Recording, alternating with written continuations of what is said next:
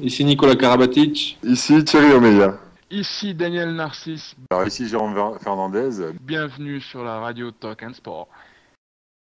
Première et après retour des vestiaires avec un peu plus d'agressivité en deuxième où effectivement Toulouse a fait un match très sérieux, une deuxième mi-temps très sérieuse, mais Célestat au bout de 3-4 buts a un petit peu aussi lâché le match. Alors est-ce que suite à la petite raclée qu'ils avaient pris à Montpellier, là ça faisait un peu beaucoup, mais c'est vrai que voilà quoi, très bon match sérieux de Toulouse et Célestat qui a relâché un petit peu. Donc à l'arrivée, ça faisait quand même un bel écart. On a eu un petit peu peur pour Toulouse à la mi-temps, mais je crois qu'il y a le néo-international Wesley Pardin qui a sorti un énorme match. Alors Wesley Pardin sûrement un petit peu titillé par tout ce qui s'est dit et tout ce qui s'est raconté sur sa petite sélection non justifiée, eh bien avait à cœur à faire une belle prestation et effectivement il est à 17 arrêts je crois ou même un peu plus, c'est les stats et les Nash mais c'est un peu plus. Donc il a fermé les cages et du coup c'était très important, il a été en tout cas un des artilleurs très importants de cette victoire. Ouais, effectivement, donc Toulouse qui s'impose à domicile face à Célestat 31-22.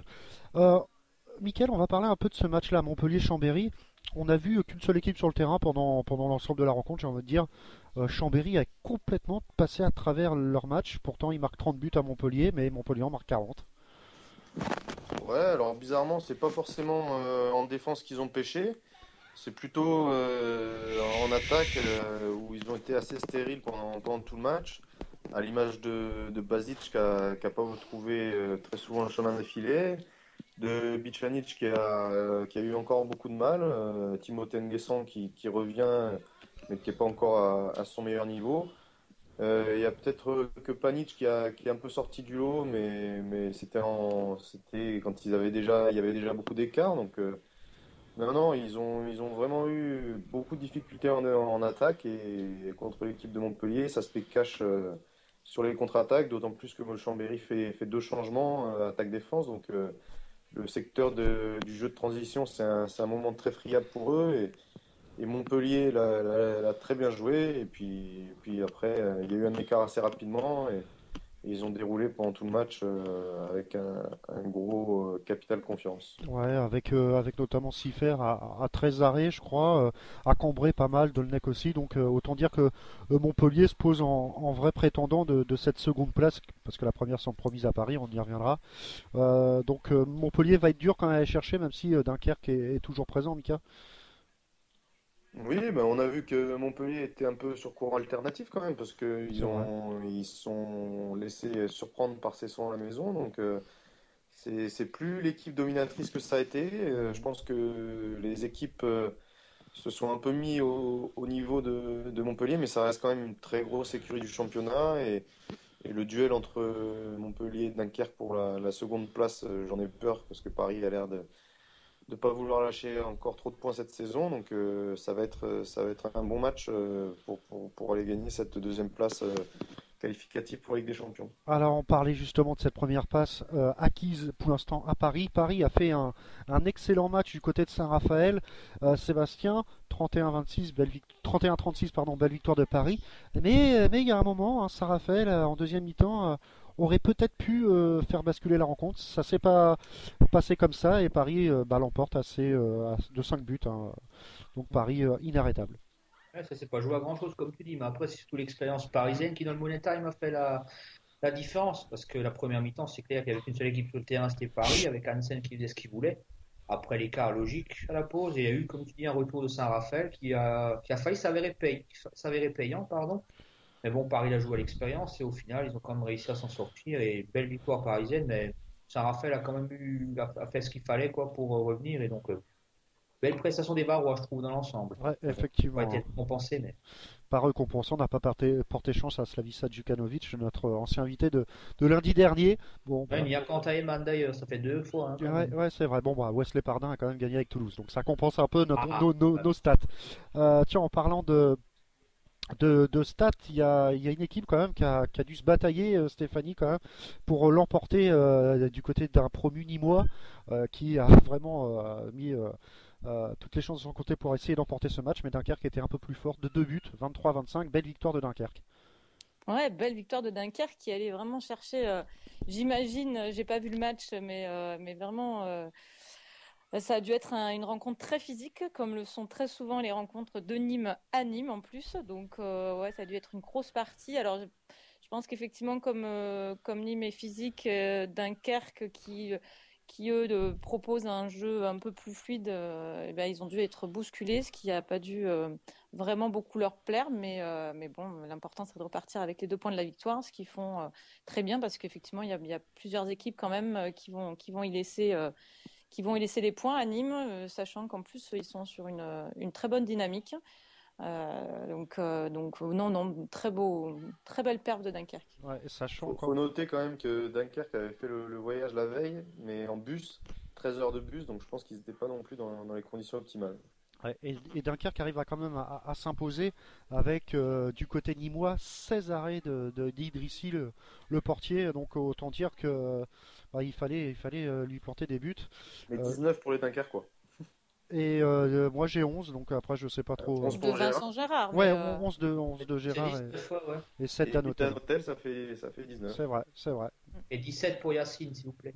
17, donc 17 pour Yacine et Idrissi. Allez, Donc, seul. donc Dunkerque, ouais, malgré les heures de bus, sont là et l'emportent à Nîmes. Alors Nîmes, on s'attendait peut-être pas à une équipe aussi bonne dans ce championnat, Mika. Ça va vraiment être un concurrent direct pour le Un maintien. petit Ça. peu pour vous. Moi, j'ai toujours dit que Nîmes à Nîmes, ça allait être vraiment très difficile. Et pour l'instant, ils l'ont prouvé. Ils ont battu Toulouse qui sortait d'un match de Coupe de la Ligue qui était fatigué. Ils ont saisi l'opportunité. Ils ont battu Nantes qui avait certes des blessés importants, mais il faut tout de même aller gagner. Puis ils ont été battre Dijon à Dijon dans la lutte pour le maintien. Donc c'est normal qu'ils soient aussi bien classés pour le moment. Ils vont avoir peut-être quelques matchs un peu plus difficiles en fin de première partie, ça va peut-être les remettre un peu au milieu du classement, mais ils sont bien partis pour se maintenir. Alors il est 20h10, Maxime Derbier ne devrait pas tarder à nous rejoindre. Donc on parlera forcément avec Mika et Maxime de Aix-en-Provence-Cesson. Juste avant, Sébastien va peut-être parler de cette équipe d'Ivry, hein, qu'il fallait absolument l'emporter sur son terrain face au promu Dijonais. Et ben, ça a été chose faite, mais ô combien compliqué. D'un petit but, les joueurs de l'Île-de-France l'emportent 25-24. C'était chaud, mais une victoire impérative. Et je te donnerai la parole après parce que on a Maxime qui vient de nous appeler. T'inquiète. Donc on va le recevoir. Bonsoir Maxime. Bonsoir, Alors Maxime, merci d'avoir accepté l'invitation. Alors, avec plaisir. avant de parler de la saison plutôt convaincante de Cesson, revenons un peu rapidement sur votre carrière, parce que vous avez 27 ans, c'est vrai qu'on a tendance à toujours le dire, mais vous avez connu pas mal de clubs, hein, Chambéry, Ivry, Montpellier, Nîmes, Istres, et maintenant Cesson. C'est un peu une étiquette qui vous colle à la peau, cette étiquette de Globetrotter, non? Ouais, oui, bah c'est vrai qu'après les médias, on va dire aiment bien justement en parler parce que ça fait quelque chose à dire, c'est pas plus mal. Mais bon, en soi, je suis plus non plus quelqu'un de tout jeune, hein. J'ai 27 ans, donc avoir fait quelques clubs, sachant que j'ai commencé jeune, c'est pas forcément quelque chose d'extraordinaire. On va dire ce qui me colle à la peau, c'est pas tant d'avoir changé de club, c'est les casseroles qu'on a pu me mettre au cul aussi, certaines qui étaient justifiées, d'autres moins. Et qui font que bah forcément le milieu du hand étant petit, ça reste quoi. Voilà. Alors revenons justement un peu sur Istres, votre le club de l'année dernière. Vous avez connu la relégation, puis une année en Pro D2 très décevante, limite de la relégation en nationale. Comment expliquez-vous un peu ces 2 dernières saisons catastrophiques du côté d'Istres? Oh, il y a une, enfin, c'est toujours difficile à expliquer, hein, parce que avoir une vraie analyse là-dessus. C'est quand même assez compliqué. On va dire qu'il y a eu une fin de cycle qui était quand même prévisible, on va dire. Il y avait des joueurs qui étaient là depuis un certain nombre d'années. Il y avait un coach qui était en place depuis un certain nombre d'années. Ça stagnait, que ce soit au niveau du hand ou de l'extra handball, quoi, tout le groupe. Et puis une certaine lassitude, peut-être aussi de la part justement des joueurs. Une certaine lassitude de la vie ensemble, quoi, tout simplement. C'est vrai qu'il n'y avait pas d'âme. C'est une équipe qui n'avait pas d'âme. Donc, et en D1 ça manque, mais en D2 ça manque cruellement. Si on n'a pas ça, on n'a rien. Pour mettre de l'eau à ton moulin, Max, il me semble qu'il y avait une histoire avec la caisse noire où en fin d'année, finalement, vous aviez rien fait et chacun avait Tout récupéré à ses fait. sous. Et c'est des choses qui arrivent assez rarement quand même. Tout à fait, tout à fait. Oui, oui, bah c'est oui, et puis enfin ça reste une anecdote, mais c'est vrai que ça fait partie d'un certain nombre de choses qui montrent que bah voilà, c'est une équipe où vraiment on manquait cruellement de d'âme. Ouais, c'est vraiment ça. C'était plusieurs petits groupes et du coup bah quand tu pars à la guerre, bah t'aimes bien de savoir entourer de mecs sur qui tu peux compter. Là, c'était pas forcément le cas pour tout le monde, quoi. Mais là, ça va un peu mieux. Vous avez gardé quelques contacts du côté d'Istres ou pas? Ouais, ouais, ouais, tout à fait. Ouais, ouais, bah après le groupe a été énormément renouvelé. Ils ont insufflé une grosse vague de jeunesse et bah, a priori ça leur réussit plutôt pas mal. Bon après il y a aussi le gardien Rézard, si je dis pas de bêtises, qui a l'air d'être sur une autre planète. Donc bah, ça leur fait du bien. Tant mieux pour eux. Hein. J'ai aucun souci avec les joueurs qui sont encore à Istres pour la plupart. Après, moi, j'ai eu on va dire des soucis, on va appeler ça comme ça, avec le club en lui-même, parce que je trouve sur certaines choses, c'était pas forcément les personnes les plus réglo qui y ait, comme malheureusement souvent c'est le cas.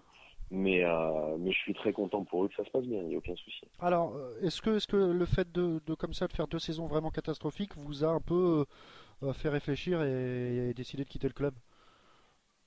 Oui, oui, oui, bah, en fait, à la fin de la saison où on a été relégué, j'avais une clause morale. Ça a été d'ailleurs ce qui m'a été préjudiciable. J'avais une clause morale avec le club d'Istres qui me permettait, on va dire, de partir dans un club si on était relégué, dans un club de D1, de LNH. Et bah, l'occasion s'est présentée avec Cesson. Et bah, les tractations n'ont pas du tout pu avoir lieu puisque le club d'Istres a tout de suite dit non, non, ça coûtera tant. Je me souviens pas du prix, mais c'était exorbitant. Donc c'était une manière de dire bah tu restes chez nous et puis c'est comme ça, quoi. Ouais. Donc oui, ça fait gamberger et puis on se rend compte qu'au final le club dans lequel on est peut-être pas si sérieux que ça et puis que bah, l'honnêteté, on dit souvent hein, dans les clubs quand on y va, on dit oui ce club c'est une grande famille. Ouais. Bah, malheureusement, même dans les familles, il y a des coups tordus certaines fois, et bah, c'est le cas chez nous aussi dans le hand, quoi. Voilà.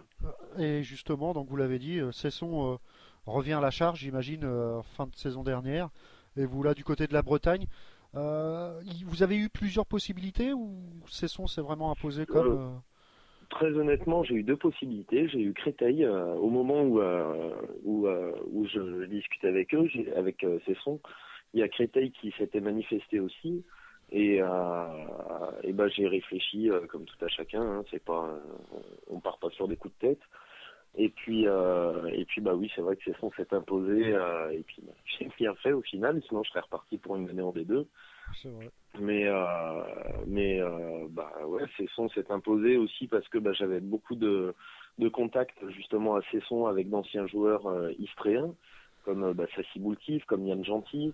Je connaissais très bien Igor, Anic aussi. Et c'est des mecs qu'on sume séduire à travers leur discours et à travers les propos qu'ils tenaient sur le club, quoi. Donc l'intégration s'est super bien passée, j'imagine. Ah, très bien. Ah oui, oui. Et puis très honnêtement, alors bah, ça fait aussi partie des avantages d'être un globetrotter du handball, c'est que j'ai pu accumuler énormément d'expérience dans différents clubs, sans faire injure aux autres clubs par lesquels je suis passé. L'équipe, le groupe de Cesson, c'est vraiment, j'ai jamais vu ça. Il y a une ambiance qui est extraordinaire, extraordinaire entre les joueurs, entre les bénévoles. Il y a une osmose.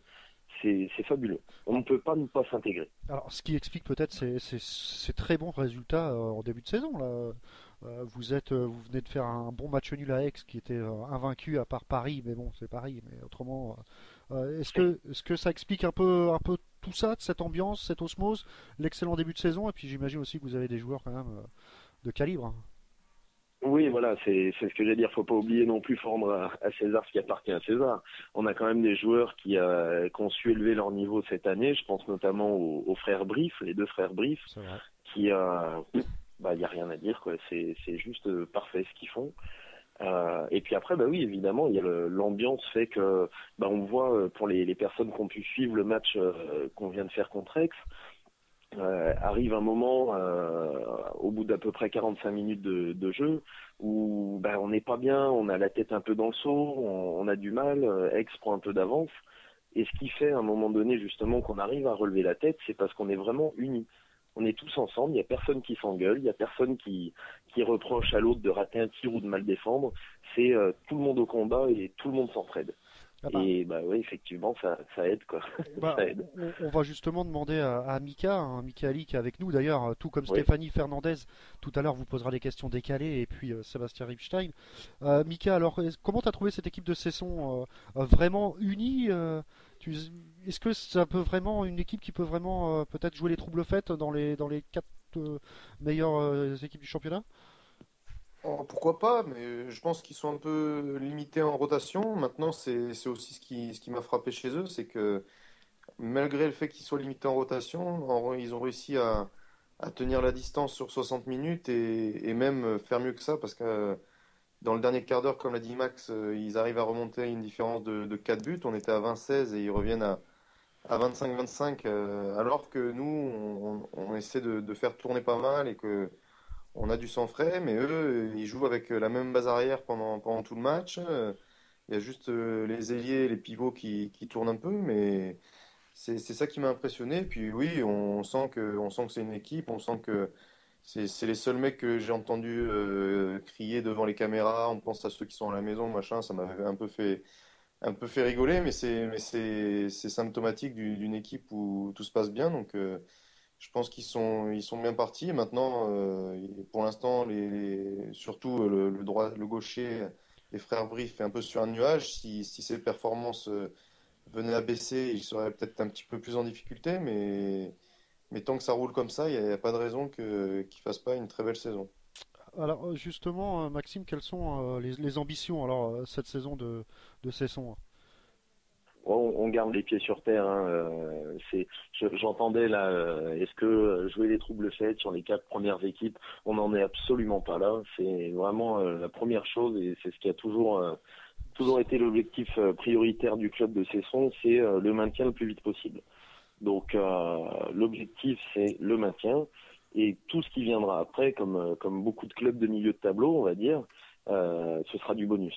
Voilà, c'est jouer plus libéré par la suite une fois que le maintien est quasiment acquis. Quand on sait qu'on est dans le haut du ventre mou, ça permet de se libérer encore un peu plus, de jouer avec moins de pression et puis de regarder un petit peu plus loin, un petit peu plus haut. Malheureusement, dans notre championnat, il n'y a que 4 places européennes et ça ne permet pas à des clubs comme Cesson, comme ça va peut-être énerver Stéphanie, mais Toulouse ou de se permettre de penser à l'Europe parce que ces places-là sont quasiment déjà distribuées dès le début de l'année entre PSG, Montpellier, Dunkerque et après Nantes ou Chambéry. On sait que Saint-Raph aussi, qui va faire compter sur cette année. Et on sait que c'est difficile. Donc toutes les autres équipes jouent en gros le maintien et après essaient de se rapprocher plus ou moins. Je sais que Jérémy Roussel avait fait une petite blague comme ça sur Twitter en disant est-ce que la 7e place est européenne cette année? Parce qu'il y avait beaucoup de clubs qui visaient la 7e place. Donc, des fameuses places derrière tous les clubs de soi-disant de haut de tableau. Ouais, non, là, c'est malheureux à dire. C'est vrai que c'est jouer on va dire une 7e place, même une 6e place. Mais c'est la jouer pour la jouer. Après, le club de Cesson, faut pas oublier l'avant-dernier budget de LNH cette année. Se retrouver en Coupe d'Europe l'année prochaine, comme le disait très justement Mika, on n'a pas le banc pour ça. On n'a pas les moyens. Alors oui, on peut avoir cette ambition-là par la suite, suivant la manière dont se déroule le championnat. Mais pour quel résultat par la suite? Voilà. Est-ce qu'il ne vaut pas mieux pérenniser le club de Cesson? Après, c'est un avis personnel. Je parle absolument pas au nom ni de l'équipe, ni des dirigeants du club. Mais est-ce qu'il ne vaut pas mieux pérenniser le club de Cesson dans le haut du tableau et puis surtout le pérenniser d'un point de vue financier, parce que tout le monde a vu cet été que il y avait une demande de dons qui avait été proposée par le club pour boucler le budget. Ça, c'est plus le genre de choses sur lesquelles il faut se pencher plutôt que de se demander si ça vaut le coup d'être européen, je pense. Mais d'ailleurs, juste pour la petite histoire, la petite anecdote, on avait reçu Romain Ternel il y a quelques semaines, et il nous disait que quand Cesson est monté en LNH, ils avaient des problèmes financiers. Et c'est le patron d'une boîte de nuit qui doit pas être loin du côté de Cesson, qui avait gagné à l'euro million et qui avait donné 100 000 euros au club. Je sais pas si vous aviez connaissance de ça, mais voilà. C'est aujourd'hui, on va dire que c'est le président du COP. Il y a un COP de supporters qui a été monté à Cesson. C'est ce monsieur qui a gagné l'euro million, qui fait partie des bénévoles. On va dire que c'est un bénévole plus, on le chérit, quoi. Voilà. Et en fait, effectivement, ce monsieur avait mis la main à la poche en disant voilà, je vais vous filer un coup de main, et c'est un sacré coup de main qu'il a rendu au club. Je sais qu'il le fait encore de temps en temps, alors pas de l'ordre de 100 000 euros, je connaissais pas les chiffres, hein. Mais je sais que quand il y a besoin, on peut compter sur lui. Après, c'est de la même manière qu'on dit les résultats de Cesson, ça marche bien, mais si un jour les frères Brief, ils sont un peu en dedans, comment ça va se passer? Si un jour ce fameux monsieur décide d'arrêter de donner, comment ça va se passer? D'où l'intérêt de pérenniser et puis de structurer un maximum le club avec des collectivités, avec des subventions qui sont, on va dire, qui sont plus sûres. Voilà. Alors, pour revenir un peu à vous personnellement, il y a encore peut-être 2 ans, vous étiez pas loin de l'équipe de France. Est-ce que ça reste toujours un de vos objectifs? Est-ce que vous y pensez toujours? Très honnêtement, en début de saison, de cette saison, il y a je sais plus quel journaliste m'avait posé la question, et effectivement, je lui avais répondu que j'avais toujours ça dans un coin de ma tête, etc. Aujourd'hui, je vous avoue que si c'est dans un coin de ma tête, je dois avoir beaucoup de choses dans la tête et ça doit être vraiment bien caché. J'ai énormément de choses. Je me rends compte que le championnat a énormément évolué en 1 an et demi, et qu'il y a un niveau qui est hallucinant, et que cette année, que d'une certaine manière j'ai perdu en D2, je vais avoir du mal à la rattraper. Donc j'ai du boulot avant, ne serait-ce déjà que d'avoir un vrai bon niveau LNH, ou du moins de retrouver le niveau que j'ai pu avoir il y a quelques années, et seulement après ça, j'y repenserai. Maintenant, je me leurre pas trop quand j'ai vu l'histoire de la sélection de Wesley Pardin. Il cherche de la jeunesse. Arriver à 27 ans en disant, il y a Abalo, il y a Joly, il y a Porte, pour faire quoi? Pourquoi il me mettrait moi, quoi? Voilà. Donc, je vais me concentrer déjà sur ce que j'ai à faire. Et puis on verra bien. Pour l'instant, c'est pas dans les projets, quoi. Ouais, voilà. Puis vous êtes pas toulousain. Non, je déconne. Non, mais ça c'est bien, ça c'est le petit clin d'œil à Stéphane. Voilà, mais après, s'il fait une bonne saison à Toulouse, il fait bon vivre. On sera ravis de l'accueillir. Et tac. Et voilà, tiens. Transition toute trouvée. Maxime, je vous laisse avec Stéphanie pour une petite interview décalée. Donc, à vous de jouer. Merci beaucoup. Bon, parfait. Bonsoir Maxime. Déjà, merci à toi. Déjà, on peut apprécier ton honnêteté, ta franchise. J'aime beaucoup. Donc déjà, ça va t'aider un petit peu dans mon interview décalée, parce que ça va surtout nous aider, nous et les auditeurs, auditrices, à mieux connaître l'homme. Voilà. Donc alors, je compte sur toi. On commence par la question... Donc c'est maintenant que je commence à être malhonnête, alors. Ok. Non, c'est justement, vas-y, fais-toi plaisir. Alors, on commence par la petite question facile. Ton petit surnom dans les vestiaires? Pardon? Ton petit surnom dans les vestiaires? À la base, je m'appelle Maxime, donc c'est Max qui revient le plus souvent. Après, j'ai eu pendant de longues années, j'ai eu un couscous qui m'a collé à la peau. Et qui est en train de revenir gentiment. À Cesson grâce au super speaker qui a appris ça et qui le dit à chaque match. Ah ben là j'avoue que ça va se faire rester. Pour l'anecdote, j'ai eu une dame d'un certain âge à la fin d'un match qui est venue me voir en me disant, oui, je vous ai appelé par votre surnom et puis vous répondez pas. Ah excusez-moi, oui, je vous ai pas entendu. Et en fait, cette dame m'a expliqué par la suite qu'elle m'appelait Choucroute. Ah oui. Donc forcément, ça ne pouvait pas marcher, quoi. Mais c'était mignon, ça m'a fait beaucoup rire, c'était sympa. Excellent. Et couscous pourquoi alors? Ça remonte à très très longtemps, c'est pas super intéressant, c'est d'herbier, garbit, en faisant avec l'accent, ça ressemble un peu, je sais pas. Ah oui, d'accord, je vois où tu veux venir, ok. Ouais, c'est particulier. C'était jeune. Voilà. Voilà, Un- exactement. Un événement marquant que tu aimerais effacer de tes souvenirs? Ouf, un événement marquant que j'aimerais effacer. Handballistique ou pas nécessairement? C'est toi qui choisis. Euh,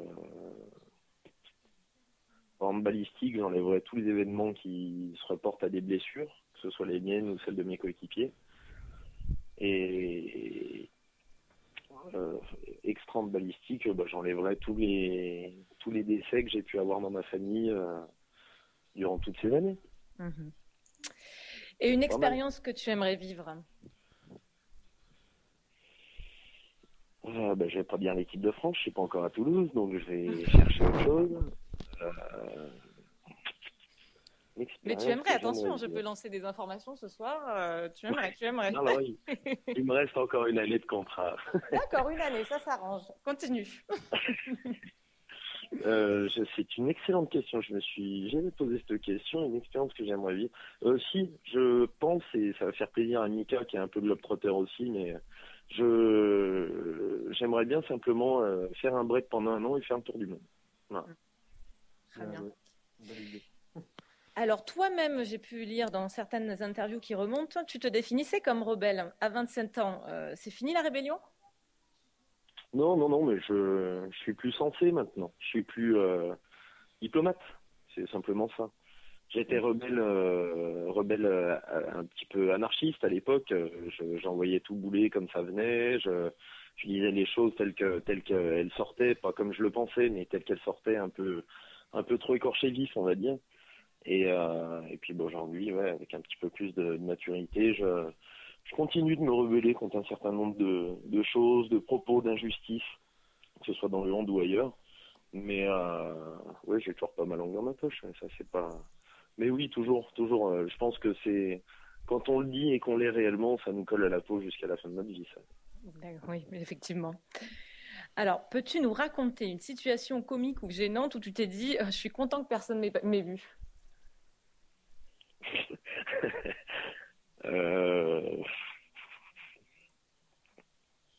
Ouais, comique, ouais, c'est pas quelque chose d'extraordinaire, mais c'est passé il y a pas très longtemps. J'étais en train de faire des courses dans un supermarché à côté de chez moi, et puis en fait, j'étais en train de me balader avec mon caddie dans les rayons, et puis je sais pas comment je me suis dit merdé, je me suis pris une grosse gamelle monstrueuse en me faisant une espèce de croche-pied à la Ravenelli, pour ceux qui connaissent à l'époque. Et je me suis étalé, le caddie est parti s'encastrer dans une tête de gondole, donc voilà. Et à ce moment-là, il y avait personne ni devant ni derrière, ni au milieu du rayon, donc j'étais content, quoi. Voilà. Je me suis fait tout seul, je me suis pas fait mal, c'était sympa. Ouais, bah là, effectivement, je l'accorde. Ça, c'est bon. Voilà, merci. Vie de merde, je valide. Super. Je valide. Alors, quelque chose vient mettre un terme à ta carrière demain. Y a-t-il un plan B, Maxime?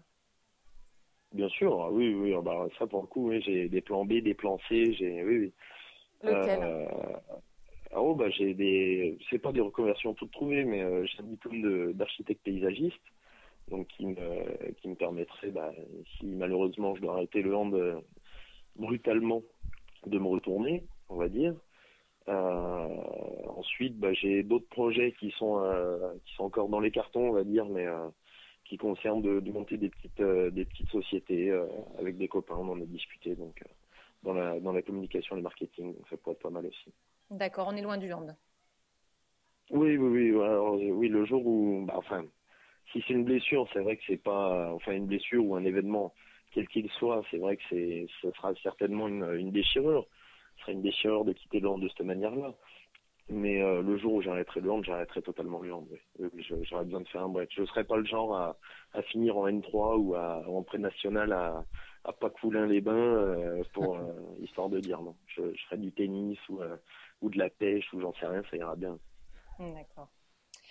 Ta dernière grosse colère, elle remonte à quand? Je m'énerve pas tant que ça. Mais je m'énerve pour des bêtises, par contre. T'es pas énervé sur ton arrière droit à Istres à une certaine époque? Non, ma dernière grosse colère, je crois que c'est cet été. Enfin, j'ai souvenir que j'en ai une cet été, j'en ai peut-être une depuis. où ça fait partie des situations comiques où je suis content qu'il n'y ait pas grand monde qui l'ait vu. J'ai mon super coéquipier Yann Gentil qui s'est amusé durant la préparation physique. On était bien tous crevés, on n'en pouvait plus, on n'avait qu'une envie, c'est d'aller se coucher pendant le stage. Et il s'est amusé dans les douches à me prendre toutes mes affaires et à me laisser juste mes chaussures. Oh. Et autant ça me fait beaucoup rire d'habitude, puisque je suis le premier à faire ce genre de coups foireux, autant là, voilà, c'était pas le compliqué, moment. les nerfs ont lâché. Voilà, non, c'était... Puis on était un petit peu on est en Bretagne, hein, donc il n'était pas très très chaud. Donc sortir à moitié, enfin pas à moitié à poil, sortir à poil juste avec des godasses pour aller chercher une pauvre serviette ou un caleçon, c'est pas terrible, quoi. Oh, mais ça devait être drôle. Oui, c'était très sympa par contre. Avec le recul, ouais, ça m'a beaucoup fait rire. Mais Bon. sur le moment, c'était pas super marrant, quoi. C'est vrai. Alors, y a-t-il un entraîneur pour qui tu aimerais jouer?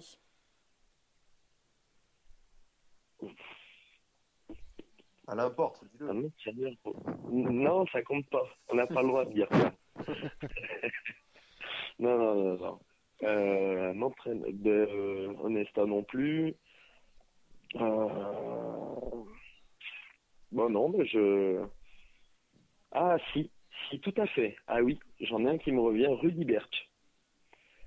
Avec grand plaisir, je le retrouverai je sais pas s'il entraîne encore du côté de la Suisse. Je sais pas si ça vous dit quelque chose, si vous le connaissez. C'était l'entraîneur du centre de formation de Chambéry. Ça a été l'entraîneur. Il a été élu entraîneur du siècle à Bercy. Et il a entraîné Saint-Raphaël pendant un petit moment. Et depuis, il est en Suisse. Et c'est quelqu'un pour qui je conserve une très grande amitié. D'accord. Alors, vient la question où tu es sélectionneur national, tu fais ta propre sélection, tu fais comme tu veux. Et pour le prochain championnat, tu te prends derrière Abalo? Ou même devant d'ailleurs? C'est quand? C'est pendant les janvier. vacances, ça, non? C'est au mois de janvier. Non, C'est je au me mois de prends janvier. pas. Non, je me prends pas. Non. Il Non, ils annoncent pas mal de neige, on pourra aller skier. Ça ira bien. Alors que je sais que Luc est pas du tout à l'aise sur des spatules, donc je le laisse aller faire du Il n'y a pas grande neige quand même. Pardon? Il y a de la neige, mais pas les montagnes. Alors, peux-tu me donner un mot très représentatif pour chacun des clubs où tu as évolué? Waouh, ça fait beaucoup de mots tout ça. C'est vrai, C'est C'est vrai un que roman finalement, du coup. mais tu Je peux vais être écrire très un bref. bouquin. Tu peux être très bref sur tes impressions. Le tout premier club qui est pas très connu mais qui mériterait d'être plus, c'est Belay. Et Belay, je dirais vraiment que c'est mes racines. Donc, on va dire racines. Voilà. Chambly, ça va être formateur. Ça a été mon club formateur et c'est quelque part, ça reste mon club de cœur. Ensuite, Ivry, ça c'est président quand même. Ivry, c'est con, hein, mais j'aurais envie de dire communisme, voilà, simplement, parce que tout le rappelle, les couleurs, les briques, tout. Mais ça reste un club de guerriers. J'ai rencontré très belles personnes, donc. D'accord. Je dirais plus, ouais, communisme, ça va bien pour ce club, j'aime bien.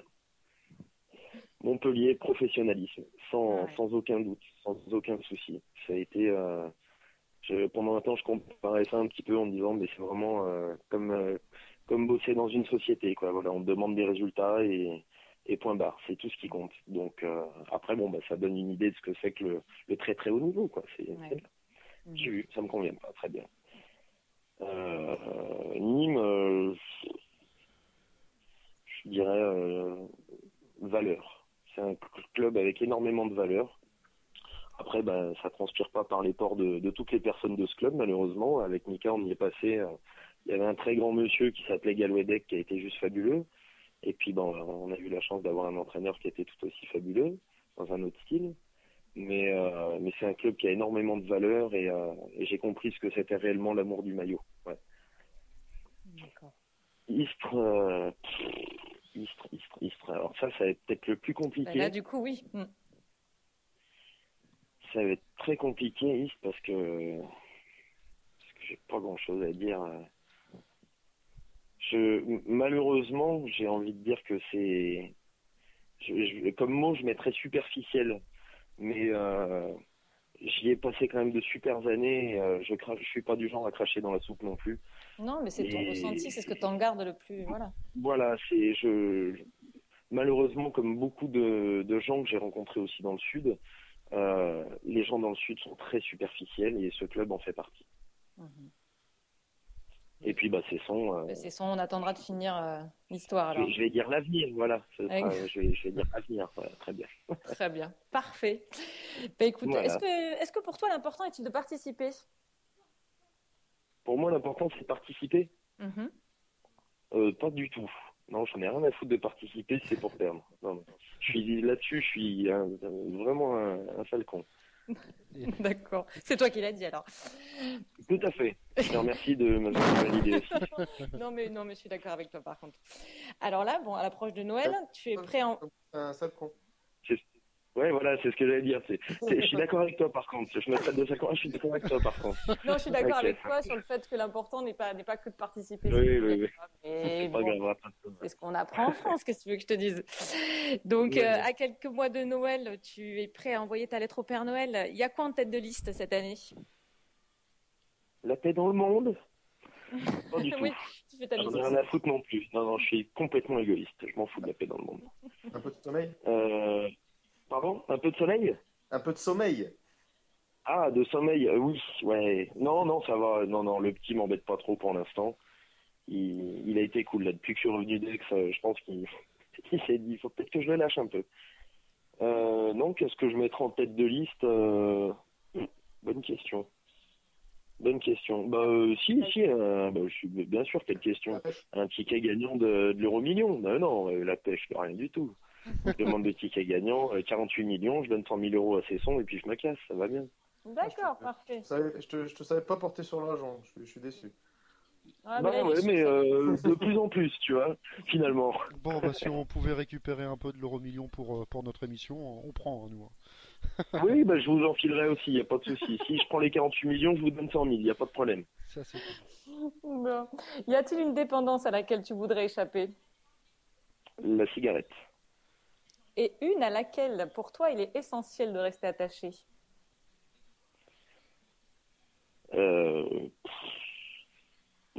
Non, pour moi, les dépendances, non.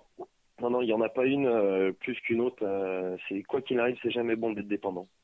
Il faut garder justement l'amour. Non, l'amour, c'est encore plus con. Non, pas de... non. Garder justement tout ce qu'on peut j'ai pas le mot, mais voilà, faut garder sa liberté. Voilà. Oh là là. Bon, donc même pas un petit verre de vin comme ça de temps en temps? Non, même pas. Ah oui, non, là-dessus, non, ça y a pas, je suis pas dépendant et je suis pas alcoolo quand même. Une dépendance qu'il faut absolument garder, ouais, le vin. Non, j'en suis pas là. Oui, bien sûr, j'étais en train de boire un verre de vin d'ailleurs avec ma famille juste avant. Bon. Tu dois partir jouer à l'étranger. Clin d'œil à Mika, voilà. Tu dois partir jouer à l'étranger. Tu pars pour quel championnat? Allemand. Et là, championnat d'Allemagne. Championnat d'Allemagne, d'accord. Et là, c'est la fin de la saison, on imagine. Donc, Cesson est à quelle place? On imagine ou on fait des films? Non. Non, on se fait pas de film. Non, on se fait pas de film, et je dirais 6e. Oh, très bien. On vérifiera. Donc arrive la question à l'aveugle. En fait, c'est une question qui est posée à l'invité de la semaine dernière qui ne sait pas à qui elle sera posée. Donc c'était Stavica Djukanovic la semaine dernière qui demandait donc effectivement penses-tu que la France sera handicapée par la blessure de Homeyer au prochain championnat d'Europe? Je le reconnais bien, là, c'est une question con, ça, tiens. C'est un gardien. Ouais, voilà, ce que j'allais dire, entre gardiens, ils sont tous aussi fédérés. Penses-tu? Non, pas du tout. Il y a des très bons gardiens. Pas du tout, je pense qu'il est bien temps de passer la main, d'ailleurs. D'accord, écoute, je te remercie. Maintenant, si tu pouvais me poser ta petite question, toi, à l'aveugle, que je puisse un peu la transmettre la semaine prochaine. Vous savez déjà si vous avez la semaine prochaine? Ah, on peut pas te dire. Ah ouais, bah, forcément. D'où l'aveugle. Ouais. Penses-tu, ça va être un penses-tu aussi. Bon, et sinon, tu peux y réfléchir et tu me l'as fait passer. Non, mais je suis en train de la formuler juste, mais je sais ce que je vais poser comme question. Hein. Alors, vas-y. Non, je vais pas commencer par penses-tu, ça va être crois-tu que lors de ces choix, le sélectionneur Claude Onesta soit impartial. Très bien. Voilà, et puis bonne chance à la semaine prochaine. Et je te remercie en tout cas pour cette question. J'espère que ce sera Wesley Pardin la semaine prochaine. Voilà. On va peut-être inviter Claude directement.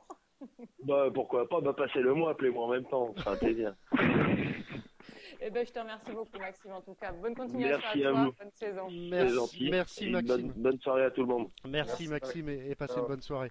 Alors, on enchaîne tout de suite avec Pierre-Yves Rago. Désolé Pierre-Yves et bonsoir de vous avoir fait un peu attendre. Non, mais il n'y a pas de souci, allez-y. Hein. Voilà, c'était Maxime Derbier. Vous avez pu un peu écouter cette petite fin d'interview décalée. Donc... Oui, j'ai écouté. Mes très bon ami à moi en plus. D'ailleurs, je passe le bonjour. C'est longtemps que je ne l'ai pas eu au téléphone, mais j'ai entendu tout ça, ouais. Alors, justement, Pierre-Yves, on a décidé un peu de vous inviter pour prendre un peu de vos nouvelles. Oui. Juste avant de vous demander un peu pour quel club vous allez jouer ou pas, hein, on va le savoir tout à l'heure. Sébastien Ripstein qui est avec nous va retracer un peu votre carrière pour bien un peu poser le décor, Sébastien. Oui, bon, déjà, salut Pierre-Yves. Bonjour. Et merci d'avoir accepté l'invitation encore, hein, je te remercie. Pas de souci. Donc déjà, je vais te faire ta petite bio, donc si jamais je me gourre, tu me coupes, n'hésite pas. Hein. Donc, pas de souci. Donc tu es né le 14 mai 86 à Nancy. Exact. On est d'accord. Ton poste, c'est le poste d'arrière gauche. Oui, arrière gauche, maintenant demi-centre, mais Voilà, c'est arrière gauche. Ouais, les deux. Tu as évolué depuis, donc si tu réponds à ma question, c'est bien. Alors tes différents clubs, alors, je vais les retracer vite fait. Il y a eu d'abord eu l'AS PTT Nancy Vendeuvre, puis Ajaccio, oui. un petit passage du côté du Gard avec Nîmes. Exactement, oui. Ensuite, il y a de nouveau eu Nancy. Exact, oui. Et après, bon, ce que certains oublient dans ta bio, c'est que tu es aussi passé par l'Espagne, par la Liga Asobal. Exact, oui, à Pampelune. Il y a eu Pampelune et désolé pour la prononciation, Annette Asuna, c'est ça? Ouais, Anaï Tatsuna, oui. Non, Asuna. très bien la prononciation, ça va. Excuse-moi, tu as remarqué qu'avec l'accent, je viens de Toulouse, tu m'excuseras. Hein. J'ai vu ça. Et voilà, et puis ensuite, après ton passage par la Liga Asobal, tu as atterri à Billère, c'est bien ça? Exact, oui. Et là, oui, c'est ça. On a appris que tu vas signer dans un championnat d'Autriche. Autrichien, ouais, à Leoben, ouais. Union de Jury Leoben. Alors, sehr gut, d'accord. Alors, justement, Pierre-Yves, est-ce que vous êtes un peu renseigné sur le championnat autrichien, sur les ambitions de votre futur club? Oui. Alors moi, je connaissais pas du tout le championnat autrichien. C'est un copain à moi justement de Pampelune qui m'appelait et qui un lituanien et qui me disait bon voilà, je sais que t'as pas de club en ce moment et je sais que il y a un ami à lui qui joue là-bas et qui en fait il cherchait un demi-centre parce que Martiric, un autre demi-centre croate, voulait partir pour raison familiale et tout ça, donc il cherchait un demi-centre, puis je me suis dit bon allez pourquoi pas, c'est près de l'Allemagne. Puis voilà, j'avais envie de connaître un peu autre chose et de partir un peu de la France et de vivre une nouvelle expérience. Donc je suis allé voir ça cette semaine et puis j'étais très surpris de ce championnat où il y a beaucoup de joueurs slaves en fait et il est assez relevé. Voilà. Donc un championnat qui correspond à notre LNH au niveau du milieu de tableau? Non, oui, sur les 4-5 premières équipes, oui. Je pense que ça équivaut à l'LNH milieu de tableau, ouais. Mais ensuite, tu as beaucoup de joueurs de Croatie, de Serbie, de Lituanie.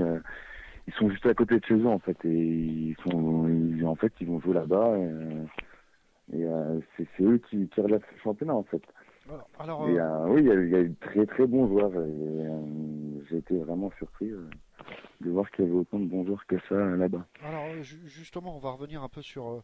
Alors comment ça se fait qu'un joueur comme vous qui marque à peu près, je sais pas moi, 100 buts en 98, je crois, avec Billière la saison dernière, se retrouve comme ça un peu sur la touche et est obligé entre guillemets, hein, même si c'est pas du tout péjoratif ce que je vais dire, mais s'exiler un peu en Autriche. Qu'est-ce qui s'est passé pour en arriver là, Pierre-Yves? Bah, écoutez, hein, moi, j'avais vraiment envie de continuer en LNH en France, hein, mais après, voilà, j'ai pas eu si, j'ai eu quelques opportunités, plutôt des rumeurs qu'autre chose, mais voilà, c'était des clubs. Voilà, moi, je pense que maintenant les clubs préfèrent surtout prendre beaucoup d'étrangers et ils laissent les Français un peu sur la touche, quoi. Alors que c'est pas forcément meilleur que les Français qui sont sur cette touche. C'est vrai. Je crois que Stéphanie Fernandez, qui est aussi avec nous, hein, tout comme Michael I, a une question pour vous. Non, j'ai juste une remarque parce que là, bonsoir Pierre-Yves, parce que tu Bonsoir. dis dans le championnat français, on prend de plus en plus les étrangers. Ne penses-tu pas qu'à un moment donné, le problème est que ces joueurs français, justement, avec la crise à l'étranger, ne sont pas trop chers pour ces clubs? Après, oui, ça peut peut-être rentrer en compte, d'accord, mais après, oui, bon, peut-être pour moi, parce que maintenant, moi, j'ai 27 ans, voilà, j'ai déjà fait, enfin, voilà, j'ai eu beaucoup de petites expériences. Mais moi, je pense notamment aux jeunes qui sortent des centres de formation et qui maintenant évoluent plus en National 1, National 2, alors qu'ils devraient sûrement monter un peu plus haut et voilà, quoi. Enfin, je passe pas voilà, moi je pense que il y a beaucoup trop d'étrangers en France. Mais après voilà, ça me dérange pas de partir à l'étranger. Mais c'est vrai que je suis d'accord avec toi qu'il y en a trop. Il y en a trop et après il faudrait réguler. Mais le problème, je pense pas que ce soit un choix réel des clubs. Je pense que c'est une question de. Tu as peut-être raison sur le fait que ça coûte moins cher peut-être. Alors, moi je suis pas si sûr que ça. Le championnat augmente en niveau et que les étrangers qui viennent en général sont des internationaux maintenant, donc ah oui, il y a aussi une question de niveau de jeu. Alors le fait Pierre-Yves comme ça de partir en Autriche, est-ce que c'est pour mieux revenir en France? Bah, d'un point de vue, oui, mais après, je pense aussi, moi, j'aimerais bien jouer en Bundesliga aussi. Tu sais, les Allemands ont un œil sur son championnat d'Autriche, donc je suis allé là-bas pour pouvoir me faire connaître aussi dans les pays allemands. Puis voilà, quoi, j'aimerais bien aller en Bundesliga l'année prochaine. Alors, c'est pour ça que j'ai fait le choix d'aller en Autriche. Alors, est-ce que du coup, le fait de se retrouver sans club comme ça, vous avez pris un peu de retard physiquement, ou alors vous avez continué à vous entretenir ou à vous entraîner? Bah, je me suis entretenu, bon, j'ai fait un mois, voilà, vacances, bon voilà, j'allais courir un petit peu, bon, tu fais toujours du sport un peu en vacances, hein, que ce soit du foot ou enfin n'importe quoi, hein. Et ensuite, j'ai demandé à Nancy si je pouvais m'entraîner avec eux, et puis gentiment, ils ont accepté avec plaisir, et puis je me suis maintenu en forme ici à Nancy avec quelques amis, et puis en attendant de décrocher, voilà, un club de D1 que j'ai eu et que voilà, je suis content en plus. Alors donc vous allez commencer quand alors du côté de l'Autriche? Bon, alors j'y suis allé cette semaine, hein. Je me suis entraîné mardi et j'ai déjà fait mon premier match samedi en fait. Ah déjà? Donc ça allait très très vite, hein. Oui. On a joué contre Vienne, on a perdu, bon, on était à égalité jusqu'à la 55e et après on a un peu craqué physiquement parce que bon, Léoben, voilà, c'est bon, il y a un très bon set majeur mais il n'y a pas de remplaçant. Et Vienne, c'est le contraire, il y a beaucoup de joueurs, ils sont 14 et ça tourne et dans les cas là, c'est très dur pas de rivaliser, mais bon, physiquement, tu le ressens, quoi. Donc vous visez le top combien au niveau du championnat d'Autriche avec votre équipe? Pardon? Vous visez laquelle place alors avec votre équipe en fin de saison? Alors nous, je vais vous expliquer comment ça marche un petit peu là. Alors, en fait, jusque décembre, tu as le championnat en lui-même, ouais. Et les 8 premiers en fait passent en play-off. D'accord. À partir de janvier. Donc ça veut dire que le 8e va tomber contre le premier, le 7e contre le 2e, ainsi de suite. Bon, le tout, c'est d'arriver dans ces 8 premiers. Bon, mais il faut quand même être très bien classé quand tu finis le championnat. Donc, et on essaie d'être dans les 4-5e places. D'accord. On a repris un peu de retard et puis voilà. Et je pense que c'est faisable. Alors, Et ouais, vas-y. le championnat autrichien est assez méconnu. Tu le mettrais à quel niveau, toi, par rapport à un championnat de France ou D1, D2? Voilà, je le mettrai au tableau D2, bas de tableau D1. D'accord. Et milieu pour les fortes équipes d'Autriche. Ouais. De toute façon, vous allez voir, il y a Chambéry qui joue contre Arte dans pas longtemps, je crois, et c'est une équipe autrichienne. Ouais. Bah, Tout à ça fait. va. Donc vous allez peut-être voir le niveau de championnat. Alors, je crois que Stéphanie, tu dois nous laisser, il me semble. C'est ça, et oui. Eh ben, Ouais. Écoute, on se retrouve la semaine prochaine. Eh bien, merci beaucoup. Très bonne soirée, bonne émission. Merci, À la semaine prochaine. merci Au Stéphanie. revoir. Alors, Pierre-Yves, on nous en parle beaucoup sur le chat. On va vous poser la question. Il y a eu vous imaginez de quoi je vais vous parler, j'imagine. Ouais, allez-y, à pas de souci. Alors, il y a eu un article qui est sorti récemment sur le site On News, pour pas les Oui. citer. De là, s'écrit une polémique.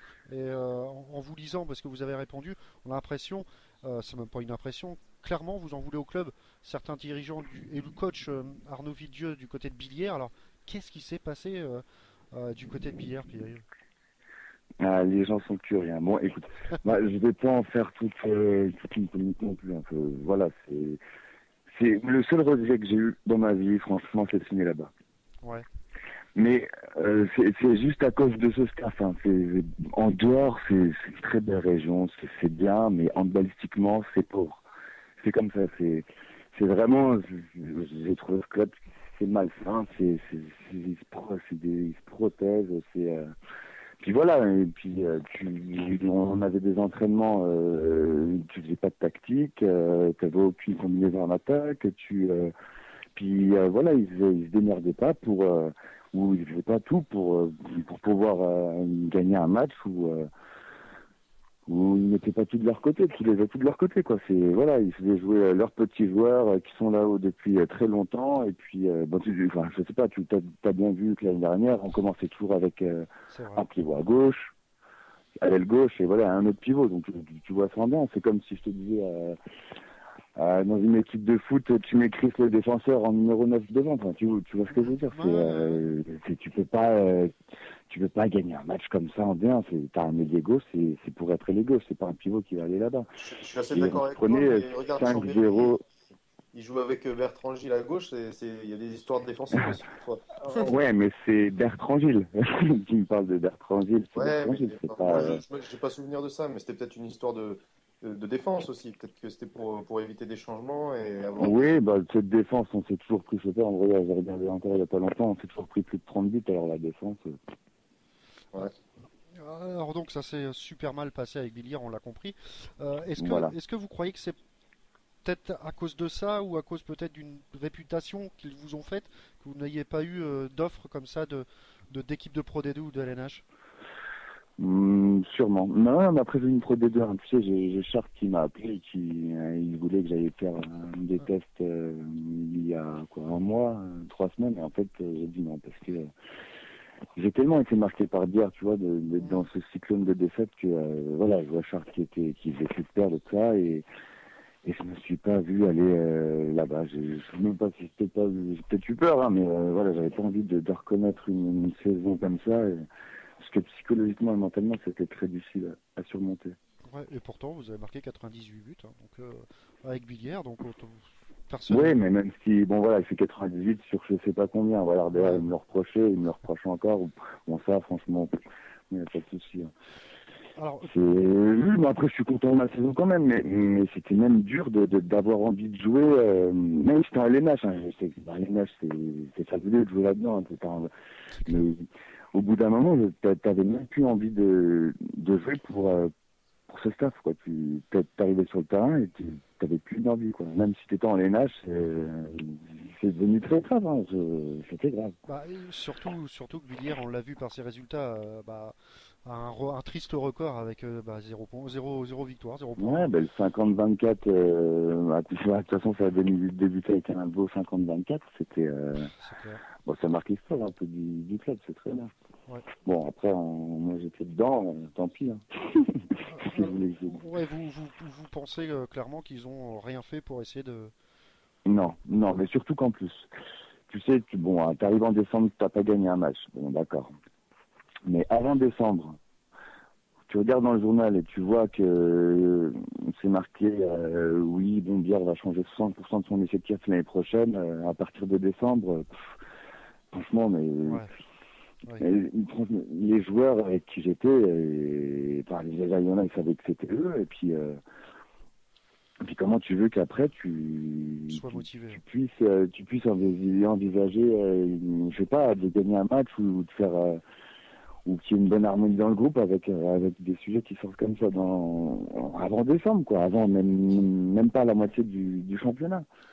Ouais, effectivement, un manque de professionnalisme à vous entendre Bah bien sûr. du club C'est pour ça que je leur en veux, hein. Après, voilà, mais après, franchement, en dehors et tout ça, c'est super. C'est une super région, il n'y a pas de soucis, les gens sont chaleureux, sont gentils, d'accord. Mais en balistiquement, ça vaut rien.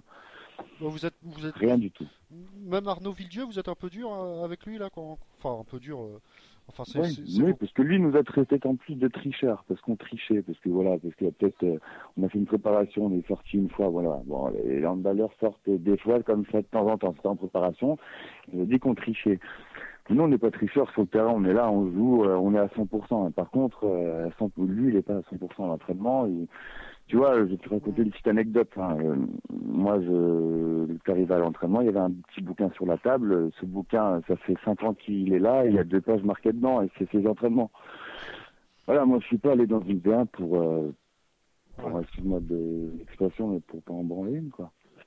Bon alors qu'est-ce qu'on peut vous souhaiter alors Pierre-Yves? Bah écoutez, moi, voilà, j'ai signé en Autriche. J'ai vu l'équipe avec qui j'étais. J'ai un international slovène à ma gauche, j'ai un super croate à droite, j'ai un super pivot croate, j'ai un ailier autrichien qui est très bon. Moi, j'espère que, voilà, il y a une super ambiance. Je pense que voilà, j'ai envie d'arriver dans ces 4-5 premières places et de pouvoir faire le playoff et de pouvoir viser aussi la Coupe d'Europe. De toute façon, ils veulent au moins une Coupe d'Europe. Et puis Le pourquoi? club. Donc vous avez signé combien de temps? Pardon? Vous avez signé combien de temps en Autriche? Non, j'ai signé que 8 mois, là. Que 8 mois? J'ai signé 8 mois. Et puis, j'ai eu du mal surtout à signer à Léoben parce que Berne ne voulait pas me faire d'une mutation pour pouvoir partir. Ah oui. Enfin. Ouais. Non, enfin, ce sujet est clos. J'ai même plus envie d'en parler. Pour moi, c'est du passé, mais je les laisse où ils sont. Et puis, Bon, on je espère leur souhaite bonne chance quand même à des potes qui sont quand même dans cette équipe que j'apprécie. Enfin, voilà. Écoutez, on espère qu'avec l'Autriche ça se passe bien, que vous faites remarquer, pourquoi pas en Bundesliga, puis jouer dans une équipe qui joue pourquoi pas pour le premier rôle en Bundesliga l'année prochaine. Mais Hein. après, oui, c'est vraiment pour ça que j'y vais. J'y vais vraiment pour pouvoir me montrer. Et puis voilà, mais je suis pas, tu sais, je suis pas perdu, je suis loin d'être perdant en ayant signé là-bas. Parce que j'ai un coach, il a entraîné 10 ans en Bundesliga, 7 ans en D2 allemande. Donc voilà, tu vois, il connaît plein de gens. Donc j'ai pris voilà, ce club avec plaisir, et je signé avec plaisir, et je vais leur apporter tout ce que je peux, et je vais être à fond pendant 8 mois. Et puis voilà. Puis si ça marche, ça marche. Et puis si ça marche pas, et tant pis. Hein. Bon, la balle est dans votre camp. Voilà. La balle est dans votre camp et on vous souhaite. Mais bon, je pense que l'épisode de Bière va me renforcer. Il y en a peut-être ça les fait sombrer, mais moi je pense que c'est un mal pour un bien et que ça va me renforcer encore plus. Donc il faudra travailler votre autrichien alors là-bas. Voilà, oui. Bon, j'ai déjà l'espagnol, maintenant c'est allemand, et allemand, bon, c'est un peu plus dur à faire. Mais oui, avec plaisir, moi, voir, pour parler une autre langue, voir des autres traditions et tout ça, je suis preneur. Eh ben écoutez, c'est tout le mal qu'on vous souhaite, en espérant que vous arrivez à bien vous acclimater, et puis on reprendra de vos nouvelles régulièrement pour savoir comment ça se passe votre futur après les 8 mois de contrat avec votre club. Ça marche? Bah écoutez, c'est gentil. Merci de penser à moi. Et puis, bonne chance à vous. Et merci. Bah, merci Pierre-Yves, et puis bonne chance à vous également. Passez une bonne soirée. D'accord. Merci bien. Au revoir. Au À revoir. bientôt. Au revoir. Au revoir. Au revoir. Donc voilà, hein, c'était Pierre-Yves Rago. On a pris un peu de ses nouvelles. Bon, bah, il a un peu à l'image de Maxime Derbier, hein, Mika, il n'a pas mâché ses mots, hein, avec cette équipe de billard. Bon, c'était un peu soirée règlement de compte du côté de Handé. Il nous reste un peu de temps quand même, hein, pour parler. Allez, vite fait, on va finir un match quand même, c'est important parce que c'est une équipe quand même qui jouait les premiers rôles il y a encore quelques temps. On va juste finir la LNH, après passer aux experts. On va pas parler de cette équipe de Tremblay qui va très très mal, qui n'a pas existé du tout face à Nantes lors de cette 7e journée, 34-25. Moi, j'ai eu des joueurs de Tremblay que je ne citerai pas. J'ai un peu parlé avec eux et Mika, il y a un joueur qui me dit comme ça, il y a qu'en handball qu'on voit un entraîneur rester sur le banc après 19 défaites d'affilée. Ouais, c'est vrai que c'est un peu bizarre. Après, moi, je suis assez partisan de ce fonctionnement où on fait signer un entraîneur, on le garde. Mais c'est vrai que là, moi, Stéphanie Mbrata n'avait pas rempli son contrat pour moi sur les 2 dernières saisons et surtout sur la dernière. Donc, j'ai trouvé ça surprenant déjà qu'il le conserve à la mi-saison et à l'intersaison, pardon. Et je pense et j'ai peur qu'il finisse par sauter là en décembre s'il n'y a pas un sursaut d'orgueil. Et j'espère qu'il n'y en aura pas parce que nous, on y va dès mercredi prochain. Ben oui, voilà, donc c'est un match capital pour Tremblay. Alors, il y a un moment ou un autre, on se rapproche de la fin de série, Mika, on le sait tous, hein, donc en espérant. Et malheureusement pour eux, j'ai envie de dire, on est presque la dernière chance parce que on est une équipe, on va pas se leurrer, qui est à leur portée, d'autant plus chez eux.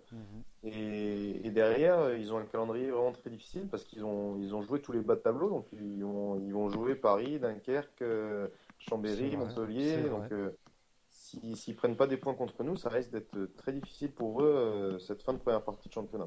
Ouais, effectivement, donc Tremblay qui doit absolument l'emporter tout simplement face à Aix-en-Provence. Mais j'imagine qu'Aix aura son mot à dire pour la huitième journée, hein, qui se jouera le 9 novembre. Donc il y a des beaux petits matchs, hein, comme un certain Chambéry-Nantes qui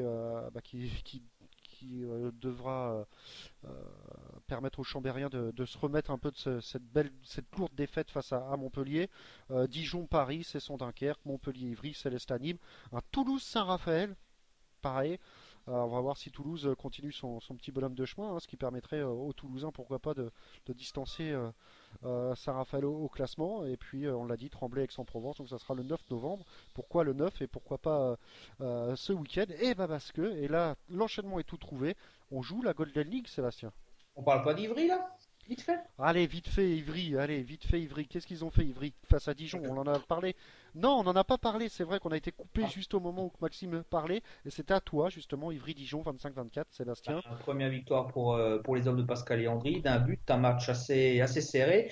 Une physionomie assez spéciale avec d'abord première mi-temps 100% ivrienne. Après, Dijon se réveille avec un super Stojinovic. Et ça grappille. Et finalement, ils auraient pu être marrons, nos amis ivriens. Et ils ont réussi à faire ce petit forcing en plus pour s'imposer d'un but et signer une première victoire qui leur fait du bien en espérant que ce soit le début d'une longue série pour eux. Ouais, on espère également pour cette équipe d'Ivry, hein, président c'est Marc Olivier Albertini qu'on avait reçu également l'année dernière dans Handé. Donc on va suivre également Ivry qui se déplace du côté de Montpellier. Donc match complètement on va dire disproportionné. Ça va être dur pour Ivry, mais bon, on ne sait jamais. Allez, parlant de Golden League, Sébastien, l'équipe de France s'est réunie c'est à partir d'aujourd'hui, je crois, pour disputer quelques matchs. On va rappeler les deux petits nouveaux, Wesley Pardin, Benjamin Avgour, hein, qu'on a reçu dans Handé également. Qu'est-ce qu'on peut espérer de ces matchs-là? Comment est perçu un peu de cette Golden League? Est-ce que c'est des matchs importants? Ça va être des matchs pour jauger? Ou est-ce que l'équipe de France va vraiment tout faire pour l'emporter? De toute façon, à partir du moment où c'est des matchs quand même de préparation, bon, même si Claude Onesta, a priori, va emmener pas mal de joueurs, je pense qu'ils vont quand même tout faire pour remporter la Golden League. Après, s'ils ne la remportent pas, je pense pas que ça va être la fin du monde. C'est surtout des tournois, entre guillemets, amicaux, mais avec un aussi prestige puisque c'est une compétition qui est toute récente. D'abord il y a les féminines, maintenant les masculins.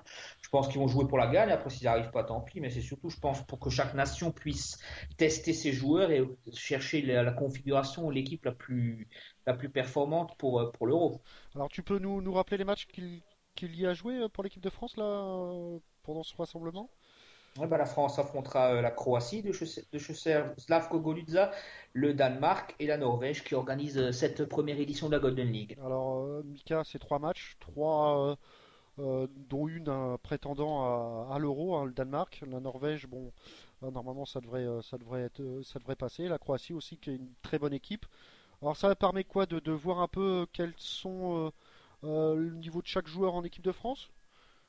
C'est un peu ça. Moi, je trouve ça aussi sympa de jouer ce genre de compétition un peu relevée avant d'aller au championnat d'Europe parce que les années précédentes, on les voyait souvent jouer des nations un peu plus faibles comme la Slovaquie, la Suisse, des trucs dans ce genre-là. Donc, c'est intéressant quand même de les voir jouer tout de suite des équipes relevées, d'autant qu'au championnat d'Europe, on sait très bien qu'il n'y a pas il n'y a pas vraiment de match de préparation. C'est tout de suite, c'est tout de suite difficile et on peut sur les 2 premières journées du championnat d'Europe perdre tout espoir de l'emporter au final. Donc c'est quelque chose de très bien, je pense, et ça va permettre de faire rentrer un peu les nouveaux, de voir s'ils ont le niveau, s'ils s'intègrent et si on peut s'en servir dès la prochaine compétition. Alors, c'est un bon moyen aussi, Sébastien, de montrer que l'équipe de France est là, et j'imagine que le match contre le Danemark, qui est quand même ultra favori pour cet Euro,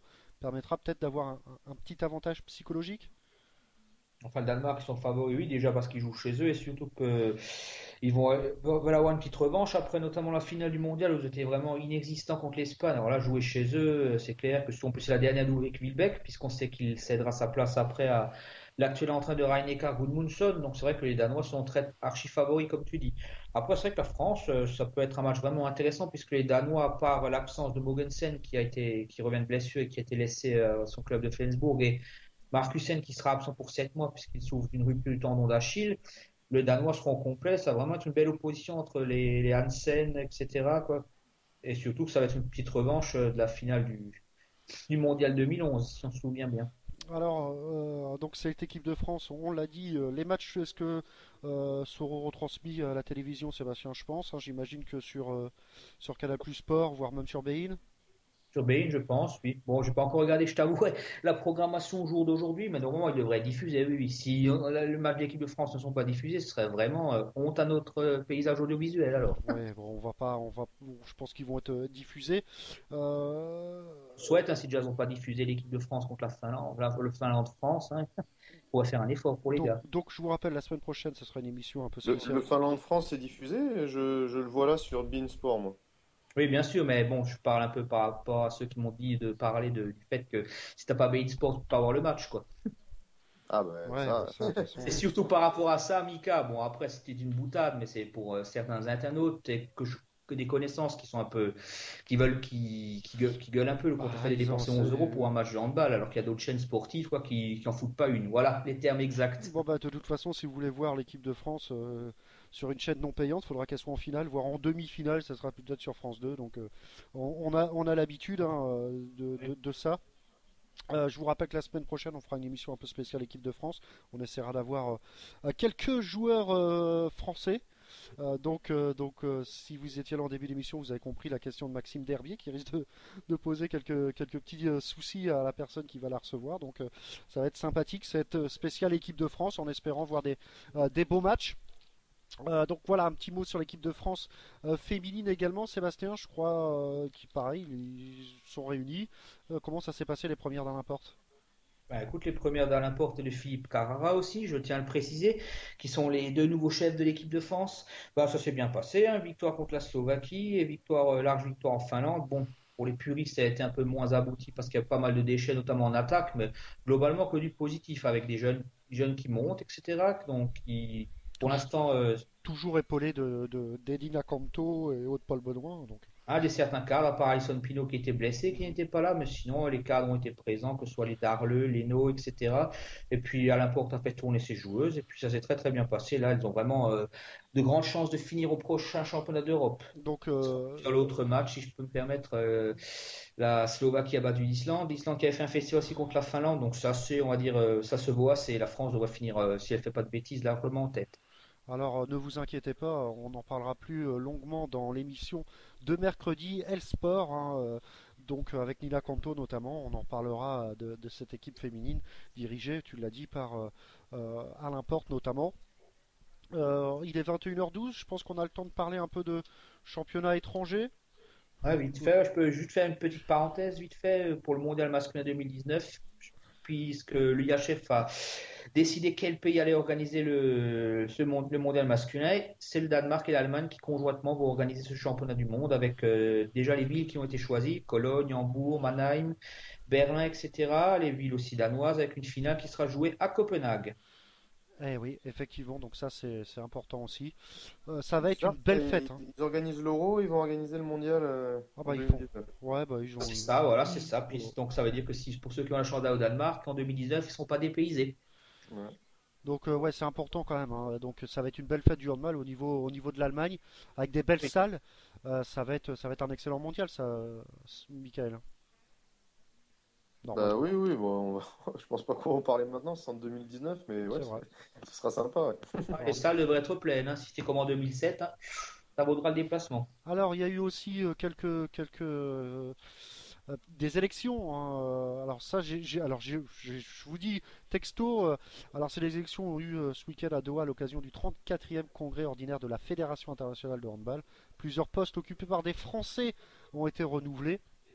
Joël Delplanque, président de la Fédération française, a été réélu samedi au comité exécutif de la Fédération internationale, tout comme Philippe Bana, le directeur technique national, qu'on avait reçu également dans Handé, hein, Oui. conserve également son poste à la commission sportive. Et Jean Biraud, président de la Fédération européenne, a été lui au Conseil des droits. Donc voilà. Hein. Et l'autre bonne nouvelle, c'est l'intégration de la Nouvelle-Calédonie, de Tahiti, de la Guadeloupe, de la Martinique et de la Guyane, Il y Ali a plusieurs pays, ouais, tout à Chef. fait, ouais. Donc voilà, c'est un peu les infos qui sont tombées. Donc bravo à. C'est quoi cette intégration là? Ah bah tiens, j'ai lu ça sur le profil de Parce que Monsieur. Martinique et Guadeloupe, c'est la France, hein. Ouais, la Nouvelle-Calédonie, Nouvelle-Calédonie aussi d'ailleurs. Tahiti, tout le monde, hein, Guyane également. Donc l'intégration dans l'IHF. Donc voilà. Ouais, et le président aussi qui a été réélu, Hassan Mustafa. Voilà, donc on vous en reparlera un peu plus. Hein. C'est des réactions ça vient de tomber. Donc Ça défrait un peu la chronique d'ailleurs, mais bref, on ouais, en parlera effectivement. Je te ferai un petit quelque chose dessus. voilà, et puis j'en profite aussi pour passer un petit coucou à Benoît Perabou, qui lui se dort la pilule en Réunion, à la Réunion, hein, belle île du côté de l'île Maurice, hein, dans l'océan Indien, donc pour un petit match de Coupe de France. Donc voilà, c'est un peu ça aussi. Et là, Mika. Pour Andé, il a trop de travail, mais pour aller à la Réunion, ça. Ouais. Ouais, C'est ce que t'as j'allais remarqué, dire, là, tu vas me couper l'herbe sous le pied. t'as Là. remarqué. Et pareil, un petit message.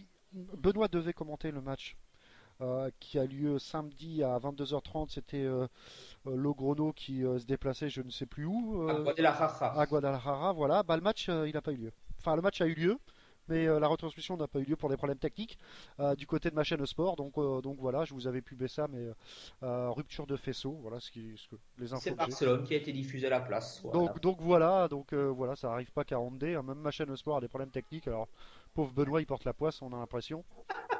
Donc voilà, je pense qu'on a été plus ou moins complet sur l'ensemble des résultats. Peut-être un petit mot du côté de l'Espagne. Barcelone toujours en tête, rien de nouveau, ça bouge pas. Ah non, voilà, Barcelone toujours en tête. Large victoire de Barcelone à Irún, avec un but pour Nicolas Karabatic qui a été peu utilisé. Cédric Sorendo n'a pas joué sur ce match. Donc 34-22 à Irún. Il y a eu juste deux petites surprises. C'est justement le match qui a dû être commenté par Ben. C'est Guadalajara qui bat Logrono 35-30. Et dans le même temps, Granollers, qui est toujours dauphin de Barcelone, qui s'incline à domicile contre Villa de Aranda 25-27, donc Barcelone toujours largement en tête. Derrière, Granollers conserve sa deuxième place puisque Logroño a aussi été battu, donc ce qui fait que l'un dans l'autre ça change rien. Et Léon remonte à la quatrième place après sa victoire sur le promu Puente Genil 29-22, donc Barcelone toujours en tête. Et derrière, en bas de tableau, on retrouve les deux promus, Puente Genil et Irún, qui est l'ancien club pour ceux qui se rappellent de Semir Zouzo et d'Olivier Giroud. Ouais, donc rien de nouveau du côté de l'Espagne. Du côté de l'Alpagne, rapidement, Seb? Ah ben, il y a eu une semaine et demie avec deux phases, une phase coupe et une phase championnat. Coupe d'Allemagne, ça va être rapide avec surtout la grosse surprise, c'est l'élimination d'Hambourg, qui cette année qui organisera le Final Four, mais qui n'y sera pas puisqu'ils ont été battus à domicile après prolongation 31-33 par le Göppingen de Primož Prost. Ça, c'était la grosse surprise. Sinon, Kiel, Rhein-Neckar se sont qualifiés. Hanovre, c'est une surprise, a été battue par une équipe de deuxième division, Schwartau, 38-31. Et Magdebourg a pris une petite rouste à Flensburg 26-16. Ça concerne la Coupe d'Allemagne. Et petit tour par le championnat avec la 11e journée. Bon, là, il y a eu quand même quelques surprises. Un petit qui va vous faire plaisir, un petit résultat à toi et à Mika. C'est Hambourg qui s'impose à Berlin 33-32. Avec 12 buts notamment de certains Lindbergh. Rhein-Neckar, bon, facile contre Emsteden 39-24. Kiel a fait une belle victoire à Göppingen 35-31, donc ça casse un peu la belle série de Göppingen. Magdebourg bat Lübeck 30-26. Lemgo 5 à Hanovre 28-21. Deux matchs nuls, Baligen-Gummersbach 25-25, Minden-Wetzlar 24-24, Eisenach 5 à domicile contre Benzungen 27-31. Eh ben écoute, c'est parfait. Et Bergisch, j'allais juste finir avec le dernier résultat, après je t'embête plus. Bergisch, le promu, qui actuellement ça a été éliminé en Coupe d'Allemagne par Wetzlar, s'incline à domicile contre Flensburg 28-30. Donc petit coup d'arrêt pour le promu. Voilà, et ben c'est bien parce que Seb arrive, donc Ouais, voilà, bah, terminé. c'est parfait. Le temps pour moi de vous parler quand même du jeu concours qu'on organise là à partir de demain, ça va être en ligne ce soir même. On va parler un peu de Handstar Game. Vous savez que Benoît Perabou, via sa boîte Media Drop, organise le show Handstar Game. Et puis, eh ben nous, on va faire un jeu concours. Tout simplement, vous allez essayer de trouver les 26 joueurs qui vont y participer le plus près se rapprochant. Je vous rappelle, c'est un peu compliqué, mais en clair, il faut trouver la moitié des joueurs français, la moitié des joueurs étrangers qui vont s'affronter. 14 d'un côté, 14 de l'autre. Il y a deux capitaines. Les arbitres, on les connaît, c'est Thierry Dens et Denis Raibel, pardon. J'ai failli me faire engueuler par Sébastien. Et donc voilà, un petit jeu concours. Vous allez devoir tout simplement trouver la liste des joueurs qui vont participer au All-Star Game parce que la liste elle sera donnée le 3 novembre, donc il vous reste une semaine. Vous allez avoir un petit formulaire à télécharger et puis vous marquerez, vous me le renvoyerez par mail. Il y aura des sacrés lots, je vous le dis pas lesquels, mais vous n'allez pas être déçus. Et puis voilà, que le meilleur gagne. On va le faire avec Handpanet et PK1. Donc voilà, vous pouvez déjà plancher là-dessus. Il y a déjà des noms qui sont pratiquement sûrs, mais voilà, ça va être compliqué cette liste. 28 joueurs à trouver, 14 étrangers, 14 français. Donc voilà, vous suivez un peu les réseaux sociaux, vous allez tout trouver pour gagner pour vous des super lots. Allez, on va tout de suite aller du côté de Sébastien Mangin pour nous parler de la Pro D2. Mais juste avant, Sébastien, comment vas-tu? Ça va, ça va. Ça va un peu à la bourre, mais ça va. Ouais, un peu à la bourre, on voit ça. Juste avant de te lancer un peu sur les matchs, et on commençait par Chartres, on a eu Pierre-Yves Rago, que tu dois connaître, l'ancien joueur de Billière, il y a quelques minutes, Oui. qui nous disait qu'il avait été contacté par Chartres et qu'il avait décliné l'invitation. Info, intox. S'il le dit, c'est sûrement vrai. Donc t'en sais pas plus. Non, j'en sais pas plus. Allez, avant de commencer les matchs, on va remercier Mika qui était encore présent avec nous. Puis se retrouve la semaine prochaine pour une spéciale équipe de France, Mika. À la semaine prochaine. Allez, on va essayer d'avoir des grands noms pour les auditeurs. Merci Mika et à lundi. Ciao, à lundi. Alors, Sébastien, ben voilà, on va commencer par Chartres qui enchaîne sa deuxième victoire. Moi j'ai suivi le match, ça a été tendu jusqu'au bout. Ah ouais, c'était chaud. Je crois qu'il n'y a pas eu plus de 2 buts d'écart entre les deux équipes tout au long de la partie. Donc, ce qui révèle quand même un match très serré. On est mené d'un but à la mi-temps et puis finalement c'est nous qui gagnons cette deuxième mi-temps de deux buts. Donc du coup on s'impose Je pense qu'au niveau défensif, c'est le match le plus abouti qu'on ait C'est fait. de 2 buts que vous imposez? D'un but? Non, mais Ah, je dis la deuxième mi-temps parce qu'on était, Ah on oui, était à -1 à la autant pour mi-temps moi. et du coup on passe à +1 à la fin du match. 25, Donc on fait un 24. différentiel de 2 buts sur la deuxième mi-temps. Mhm. Et ouais, je disais, le match le plus abouti qu'on ait fait en défense et notamment en deuxième mi-temps où on prend que 10 buts. Donc c'est plutôt encourageant pour la suite. Parce que voilà, nos matchs commencent à ressembler à quelque chose et ils sont plus trop décousus. Et donc bah, du coup, il faut continuer à s'appuyer là-dessus, même si bon là on a la Coupe de France et puis le prochain match ce sera à Istres chez eux, donc c'est un gros morceau, donc je suis pas sûr qu'on soit encore capable d'aller gagner là-bas, mais en tout cas on va tout faire pour continuer à progresser pendant les 15 jours qui viennent pour y aller avec un maximum de prétention. Alors, on a eu également, on parlait de Istres, on avait eu Maxime Derbier en début d'émission, bah, j'imagine aussi tu dois connaître, et excellent avec ses réponses d'interviews décalées. On a vu à Chartres un excellent, un bon Sébastien Mangeant quand même. C'est gentil, si c'est toi qui le dis, ça fait plaisir. Non, non, mais Non, un peu suivi ce qui se disait. Donc, Confirme aussi, hein, Seb. c'est gentil les gars. et puis, donc Massy, alors qu'est-ce qu'on peut dire de cette équipe? Est-ce qu'elle sera là et batailler pour ses playoffs?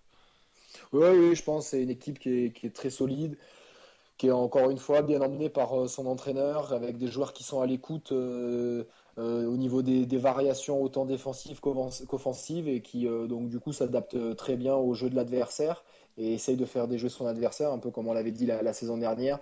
Ils ont le désavantage, je dirais, de plus faire l'effet de surprise comme ils faisaient l'année dernière.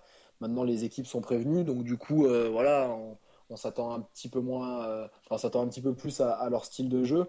Mais maintenant, c'est une équipe qui joue bien. Là, ils étaient privés de leur arrière droit buteur Abdoulaye Sarr, ce qui fait que ça nous a facilité un peu plus les choses. Mais quand ils sont au complet, ils sont encore plus redoutables. Ouais, effectivement, donc Chartres qui s'impose d'un petit but 25-24 face à Massy, donc bah, ça c'est une bonne nouvelle. Donc ça va un peu mieux pour Chartres qui remonte également au classement, hein. Il y a des équipes qui se tiennent à 4 points, 2 points même, donc ça va être serré jusqu'au bout. On parlait d'Istres, le prochain match de Chartres, bah, justement les Istriens sont partis s'imposer du côté de Nancy 23-25, pareil match un peu à l'image de votre match, très serré, hein. Ouais, alors ça l'a été un petit peu moins pendant le match. Il y a eu des écarts un petit peu plus importants. En première mi-temps, Nancy qui tient le coup et qui arrive même à la 28e avec 3 buts d'avance, 12-9. Finalement, Thierry Florival va réduire le score à 12-11 juste à la pause. Début de seconde période, Istres fait petit à petit son retard et même repasse devant. Ce qui nous donne à la 49e minute ben, Nancy qui fait jeu égal avec Istres. Mais là, petite accélération des Istréens et qui vont donc mener de 5 buts à la 56e minute. Nancy va limiter les dégâts, mais l'écart est trop important pour revenir. Du coup, Nancy perd, mais devrait récupérer dans peu de temps du sang frais, comme je disais la semaine dernière, avec Jedrzejewski et Fortan, qui vont venir donc un petit peu relayer les mecs qui sont au boulot depuis le début de la saison. Et puis Istres a noté qui a été privé sur ce match de Teodoro et qu'il sera encore pendant 3 semaines déchirure au mollet. Voilà. Alors on voit que l'apport de Sismondo fait énormément de bien à Istres. Et une petite question, comment ça se passe l'intégration de Gérard qui vient de Vernon là, cette saison? Bah, très bien, hein, très bien, il s'adapte bien. Il y a avec lui sur le poste Lucas Ruiz, un jeune du club, donc du coup il se partage un petit peu le temps de jeu, mais il s'adapte très bien. Là, il a fait un très bon match, il a fait 5 sur 5. Il est bien évidemment un peu moins buteur que la saison dernière parce qu'il y a un petit peu plus de monde autour, mais en tous les cas, il est bien rentré dans le système de jeu et il s'adapte bien au climat. Bon, bah, c'est parfait pour ouais, bah, Vernon-Istres. C'est vrai que je signe tout de suite pour Istres, hein, connaissant le climat du Haut-Normand, hein, Ouais. dont je suis à quelques kilomètres de Vernon. Donc, ouais, effectivement, vive le soleil, j'ai envie de dire. Ouais. Alors, Istres, on l'a dit, s'est imposé avec brio face à Nancy de 2 petits buts, 23-25. Bah, les gars, on va parler de Créteil, me semble-t-il, Créteil qui jouait contre Vernon. Voilà, ça a été un match un peu plus relâché. Vernon qui a vraiment du mal, hein, dans ce championnat, mais Créteil qui s'impose comme véritablement le leader de cette Pro D2, 33-26 pour Créteil. Ouais, alors Benjamin Pavoni disait que son équipe était passée à travers lors de cette première mi-temps. Une première mi-temps où Créteil va encaisser 16 buts. Donc du coup, grosse carence défensive. Ils vont faire un petit peu comme nous sur la deuxième période. Ils vont prendre que 10 buts avec notamment une belle entrée de Dragan Pochucha et qui revient après 2 blessures, une pendant la prépa et une juste après la reprise du championnat. À noter par contre, du coup, de l'autre côté, c'est le portier de Vernon, Fernando Garcia, qui lui par contre limite les dégâts, qui va faire 19 arrêts et qui du coup va permettre à Vernon de ne pas perdre avec un très gros écart. Donc Créteil qui s'impose quand même facilement en deuxième période. À signaler que Créteil n'a pas de tour de Coupe de France et sera exempt la semaine d'après puisqu'il devait jouer Villeurbanne, ce qui leur donne 20 jours sans match. Et du coup là ils vont avoir 3-4 jours de repos complet. Puis ensuite ils vont essayer de récupérer les quelques blessés qui leur manquent. Et puis pour pouvoir réattaquer la dernière ligne droite qui leur reste avant la trêve hivernale, c'est-à-dire 6 matchs qu'ils espèrent tous gagner. Alors ça va pas être. Est-ce que c'est un avantage ou un inconvénient comme ça de couper pendant 20 jours le handball? Je pense que pour eux c'est un avantage dans la mesure où ils ont pas mal de blessés et du coup ils ont tiré pas mal sur les mêmes joueurs pendant cette première partie. Et je pense que pour eux cette mini trêve arrive à point nommé. Alors on va passer également à une autre équipe qui joue le top 3, là c'est Mulhouse. Mulhouse qui recevait Angers 38-33. Avant de te passer la main, Seb, on va demander à Sébastien Ribstein qui avait une petite question pour toi. Ouais. C'est justement par rapport à ce match-là, moi qui étais au match, qui ai fait le papier pour la presse locale, j'ai surtout vu une équipe d'Angers qui était vraiment diminuée par les absences. Malgré un bon set de base, et je voulais savoir, moi mon analyse c'était que c'est justement, même si Mulhouse par moment semblait qu'elle se forçait pas trop, que c'est surtout le manque de banc d'Angers qui a fait aussi qui a fait la différence, surtout. Ton avis là-dessus?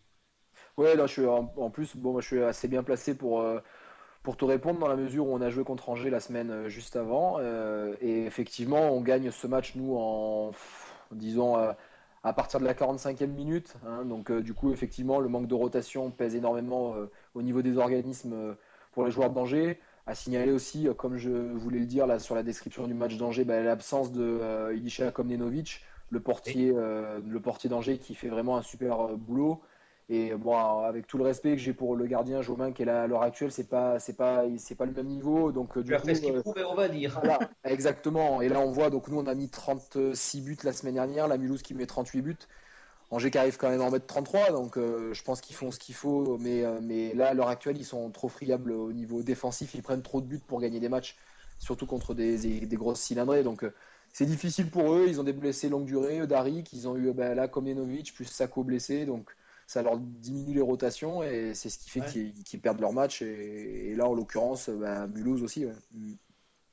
Je pense que ça a été une réponse bien complète. Donc Mulhouse 38, Angers 33. Tu veux rajouter quelque chose ou quoi, Seb? Ouais, sinon à signaler sur ce match-là quand même Angers qui s'accroche jusqu'à la 20e minute, 11-11 et qui bascule à 18-14 à la pause, donc ils sont encore dans la partie.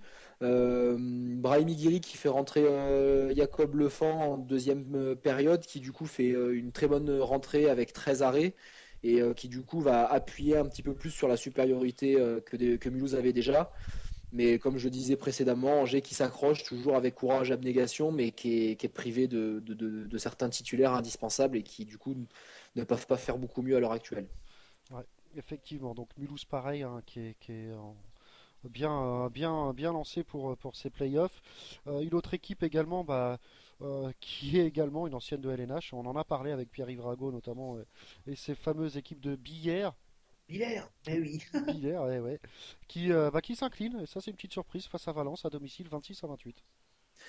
Ouais, petite surprise. J'ai envie de dire quand même est-ce qu'il n'y aurait pas un petit syndrome match à domicile quand même pour Billère, puisqu'ils se sont pas imposés dans leur salle depuis le 2 juin 2012. Donc victoire contre Mulhouse au play-off ô combien contesté et qui avait fait couler pas mal d'encre avec ces joueurs suspendus. Première période à l'avantage des Dromois, donc qui prennent directement l'avantage 9-6 à la 18e, puis 14-10 à la pause toujours pour Valence. Valence qui fait un début de deuxième mi-temps euphorique, qui du coup se retrouve à la 42e minute à 20-14 avec donc 6 buts d'avance. Et surtout, j'ai envie de dire un gardien qui a été extraordinaire, parce que sur ce match-là, Rajkovic, le portier de Valence, va stopper 6 jets de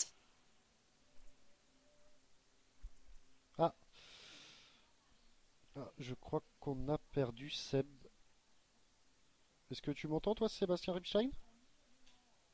Oui, oui, moi je suis là, je suis toujours Ouais, fidèle donc, au poste. alors alors je vais vous expliquer, vous allez comprendre tout de suite. En fait, c'est Sébastien Mangin, je vais vous expliquer, et c'est du direct. Les vestiaires, donc ils s'entraînent à l'heure actuelle et les vestiaires ont été visités. C'est-à-dire qu'il a plus de, l'argent a été disparu, téléphone, chargeur. Donc du coup, il se retrouve avec un portable avec 5% de batterie, donc il a été coupé. On est vraiment désolé, c'est les choses qui arrivent.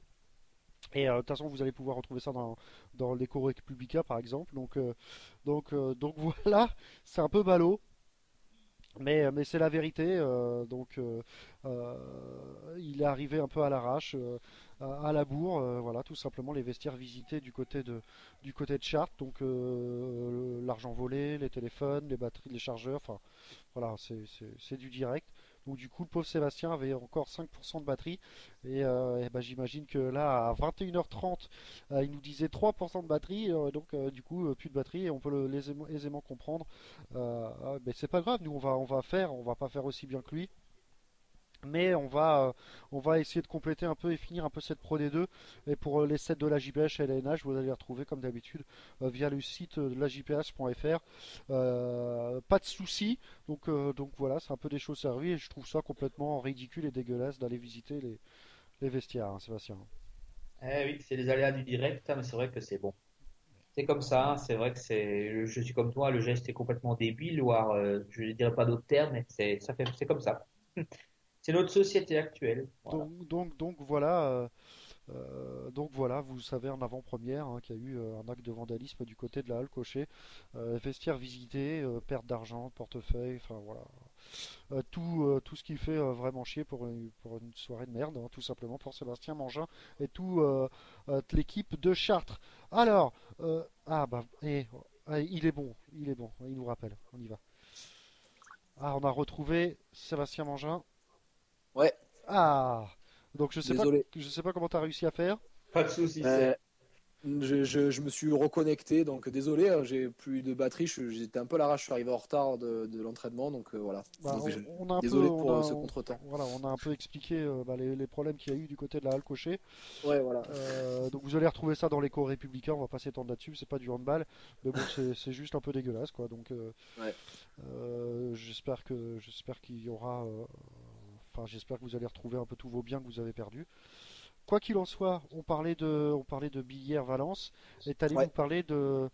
Ouais, de la performance de Rajkovic, le Voilà. portier qui a Six stoppé jets. 6 jets de 7 mètres dans cette partie. Oh la vache. Donc voilà, ce qui à un moment donné a permis notamment à Valence de pas se faire rattraper et de maintenir la petite avance qu'ils avaient. Billière qui va revenir tout de même à la 51e à donc 20-21, ils vont faire donc un 6-1 et revenir dans la partie à ce moment-là, mais un nouvel arrêt de Rajkovic sur penalty qui va permettre donc à Valence de garder un but d'avance et derrière un tir à 10 mètres de Jordan Pitre, un ancien de Tremblay du centre de formation C'est vrai. qui va sortir un tir un petit peu de sortie nulle part qui permet à Valence de refaire un petit écart et finalement de garder cet petit écart jusqu'à la fin et donc de créer l'exploit et d'aller s'imposer à Billière 28-26. Bon, on espère quand même que les joueurs de Billière vont pas commencer un petit peu à gamberger sur un petit syndrome match à domicile puisqu'on le rappelle, ils se sont pas imposés depuis le 2 juin 2012 et que là, ils recevaient la lanterne rouge. C'était l'occasion d'engranger des points à domicile. À signaler, le prochain match à domicile, je vous l'annonce, Contre donc Mulhouse. ce sera pour Billière, ce sera Mulhouse.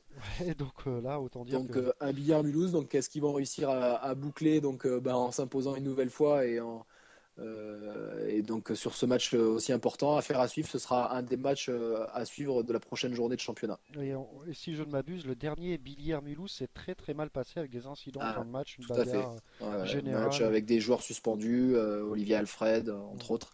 On avait reçu Voilà. les deux coachs. Je suis pas le seul d'ailleurs. On avait reçu les deux coachs le lundi dans l'émission et c'est vrai que ça avait envoyé du lourd, hein, comme on dit. Ouais. Il nous reste un match et c'est le promu bordelais qui se bat dans ce championnat et qui arrache le match nul, ou qui arrache pas, hein, tu vas nous dire, face à Ouais. Ponton Combo. Ouais, effectivement. Donc première période, Ponto qui défend, mais qui a du mal quand même contre Bordeaux. Ponto qui est dans une phase difficile, donc qui met tous ses atouts défensifs en avant, puisqu'ils ont du mal à produire du jeu en attaque. Et Bordeaux qui quand même arrive à faire un écart 6-2 à la 12e minute. L'écart reste stable en première période, du coup on se retrouve avec 11-8 pour Bordeaux donc à la pause. À force de courage et de solidarité défensive, avec Mahieu aussi dans la cage qui fait quelques arrêts importants pour Ponto recolle à 18-18 face au promu qui étonne cette saison par sa solidité. Et puis ensuite, après avoir mené de 4 buts à 8 minutes de la fin, Ponto égalise par Ouedraogo à 8 minutes du terme et ratera ensuite une balle de match. Ils avaient notamment un jet franc avec quelques secondes à jouer. Un kung-fu était annoncé, finalement les joueurs se sont mal compris, Kif qui prend un tir dans une position pas très confortable et donc du coup qui n'arrive pas à marquer et Ponto qui fait match nul. William Holder dira que c'est une période difficile, que du coup il s'appuie sur la défense, qu'au final il faut savoir se contenter de peu et à l'heure actuelle finalement ce match nul vient stopper une série de 3 matchs sans victoire. Et donc du coup il était plutôt satisfait, même si il fait le dos rond en ce moment et bon il espère des jours meilleurs. Ouais, alors Bordeaux qui va recevoir Besançon et puis Ponto qui va aller du côté de Valence. Donc voilà un peu le programme de la 8e journée. Un petit point sur le classement et puis sur les affiches, on l'a dit, Billière-Mulhouse pour la 8e. Ouais, c'est ça, le classement, Créteil toujours seul en tête avec 19 points. Derrière, on a Istres et Mulhouse, les favoris à 17 points qui se tiennent tous les deux. Ensuite, j'ai envie de dire, il y a un petit groupe qui se tient en 2 points entre la 4e et la 9e place où on retrouve Billière, Massy, Nancy, Besançon, Chartres et Bordeaux. Valence qui fait la bonne opération du jour mais qui reste un petit peu dans ce bas de classement où 4 équipes se tiennent en 2 points et qui sont déjà concernées par la descente: Valence, Vernon, Ponto et Angers.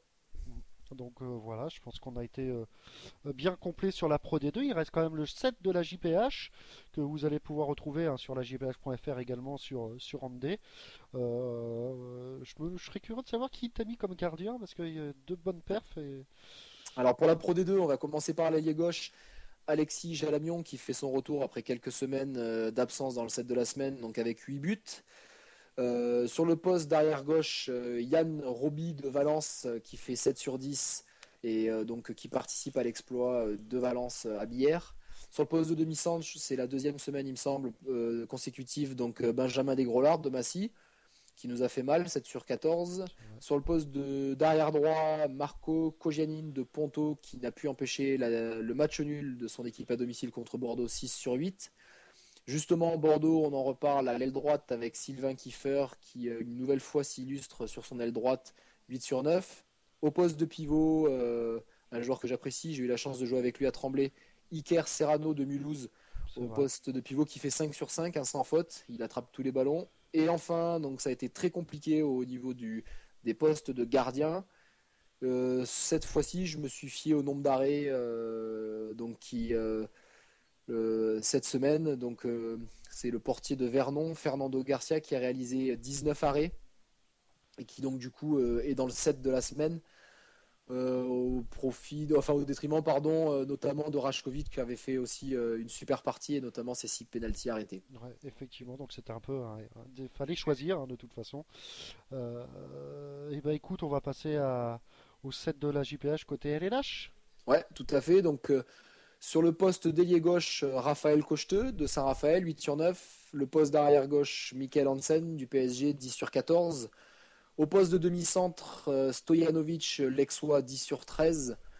Une bonne partie de l'arrière droit slovène de Montpellier, Dolenek, que tous les supporters montpelliérains attendaient un peu depuis ce début de saison, 9 sur 10. Lui, par contre, ils ont pu le voir depuis le début de la saison, Dragan Gajic sur le poste d'ailier droit qui fait 12 sur 13, le montpelliérain aussi. Au poste de pivot, une nouvelle fois, une bonne performance du joueur de Cesson, Igor Anic, qui fait 5 sur 7. Et enfin, sûrement boosté par sa sélection chez les Bleus, Wesley Pardin qui fait 17 arrêts, le Toulousain, et qui est donc le portier cette semaine. Ouais, donc voilà, une excellente équipe encore.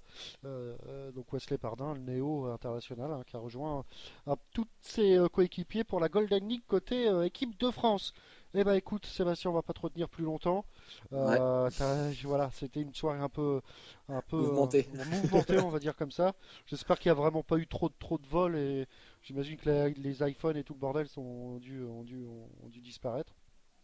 Ouais, Et, ben justement là, je dois rappeler la gendarme, enfin le commissariat pour voir un peu avec eux ce qu'il en est. eh ben écoute, merci quand même d'avoir tenu ton rôle et encore merci et on se retrouve la semaine prochaine, Sébastien. On te laisse. Ça marche, ok. Bonne Merci, soirée. merci, Ciao, ciao. ciao, ciao. Merci à Sébastien, toujours autant professionnel et en plus, voilà, malgré un peu tout ce qui s'est passé du côté de la Halle Cocher, bah, il tient son rôle. Le temps pour moi de remercier également un autre petit bonhomme, un autre petit Sébastien, Sébastien Ripstein. Bonsoir Sébastien et merci d'avoir été encore avec nous. C'était un réel plaisir. C'était réciproque, cher monsieur. Et j'espère bien, j'espère bien. Et on se retrouve la semaine prochaine encore pour des nouvelles aventures. On va Ouais. parler équipe de France, on va parler Golden League, on va parler un peu aussi du Danemark, de la Norvège. Voilà, ce sera un petit. Pas mal de matchs amicaux, hein, avec des qualifications pour le mondial masculin déjà dans 2 ans, et puis pas mal d'autres équipes engagées, l'Espagne, la Hongrie, la Croatie, comme tu as dit, la Golden League, et aussi l'Allemagne, etc. Donc un beau petit programme international, on va dire. Voilà, programme international. Andé se met à l'heure internationale avec, on l'espère, euh, on va essayer d'avoir, alors on va pas dire un des frangins Karabatic, voire peut-être Didier Dinard pour la semaine prochaine. On a également, et ça on vous le dit, l'accord pour que Monsieur Onesta vienne s'exprimer également sur nos antennes. On va trouver une plage horaire adéquate pour tous soit bien calé. On a également aussi l'accord de Monsieur Bruno Martini de Paris pour venir s'exprimer également. Donc voilà, autant dire que l'émission se prépare convenablement. Également, grand rendez-vous, et ça, vous allez retrouver pas mal de reportages avec notamment Sébastien Rimstein pour l'Euro au Danemark au mois de janvier. Sébastien Richard et Stéphanie Fernandez vont se déplacer là-bas pour Randé. Ce sera Euh, la surprise. À ce moment-là, on n'en dit pas plus, mais il y aura de voilà, belles choses à voir voilà, et à voir. exactement. On en dit juste quelques petits trucs. Vous allez voir un peu une autre facette des joueurs de l'équipe de France. Et également, on va faire en sorte de vous faire découvrir un peu le métier d'arbitre hein, avec Denis Reibel et Thierry Dens qui, je vous le rappelle, vont participer à cet Euro. Donc voilà, pas mal de choses assez sympathiques, Sébastien. On te remercie également hein, d'aller là-bas pour Andé et découvrir un peu ce beau championnat qui, on l'espère, Donc, à la aboutira, France, tu veux dire? voilà, aboutira par pourquoi pas un sacre français. Ça serait pas mal, ça, non? Ah, ce serait super, hein. Ça prouverait que la nouvelle génération, enfin, les nouveaux qui arrivent dans cette équipe, ont les dents longues, et ce serait très bien pour l'avenir du handball français. Voilà, donc autant dire qu'il y aura encore pas mal de super choses à voir avec Andé, grâce notamment à l'excellent boulot de nos chroniqueurs, hein, Michaeli, Sébastien Rimstein, Sébastien Mangin et Stéphanie Fernandez. Et puis en off, on n'oublie pas aussi Benoît Perabou qui donne toujours un peu de son temps. Donc voilà, Et moi, Sabine aussi, Sabine, exactement, Sabine qui est en vacances, hein, la petite chanceuse. elle Euh, profite, oui. donc elle a bien raison. Sabine qui était pas là, hein, tout simplement. Ce soir parce que qui s'occupe notamment de Sylvain et de Vin sur le chat. Alors vous êtes nombreux à nous écouter, par contre il y a très peu de monde sur le chat, donc n'hésitez vraiment pas à y aller, partager, il y aura des questions. Vous avez pu écouter un peu. Je sais qu'il y a nos amis de Bilière qui nous écoutaient, sûrement des Cessonais, des Istréens aussi pour Maxime Derbier. Donc voilà, n'hésitez pas. Et si Bilière nous écoute encore, vous avez le droit de réponse hein, à propos de ce que a dit Monsieur Rago. Donc n'hésitez pas à nous faire part si vous voulez passer à l'antenne, notamment sur Monsieur Villedieu. Donc si vous nous écoutez, et je sais que vous nous écoutez assez régulièrement. Appel est lancé, donc. Voilà, n'hésitez pas. Allez, je vous souhaite une bonne soirée. Restez à l'écoute sur nos antennes, notamment mercredi avec Liberté pour les auditeurs et du hand féminin avec Elsport. Ciao, ciao.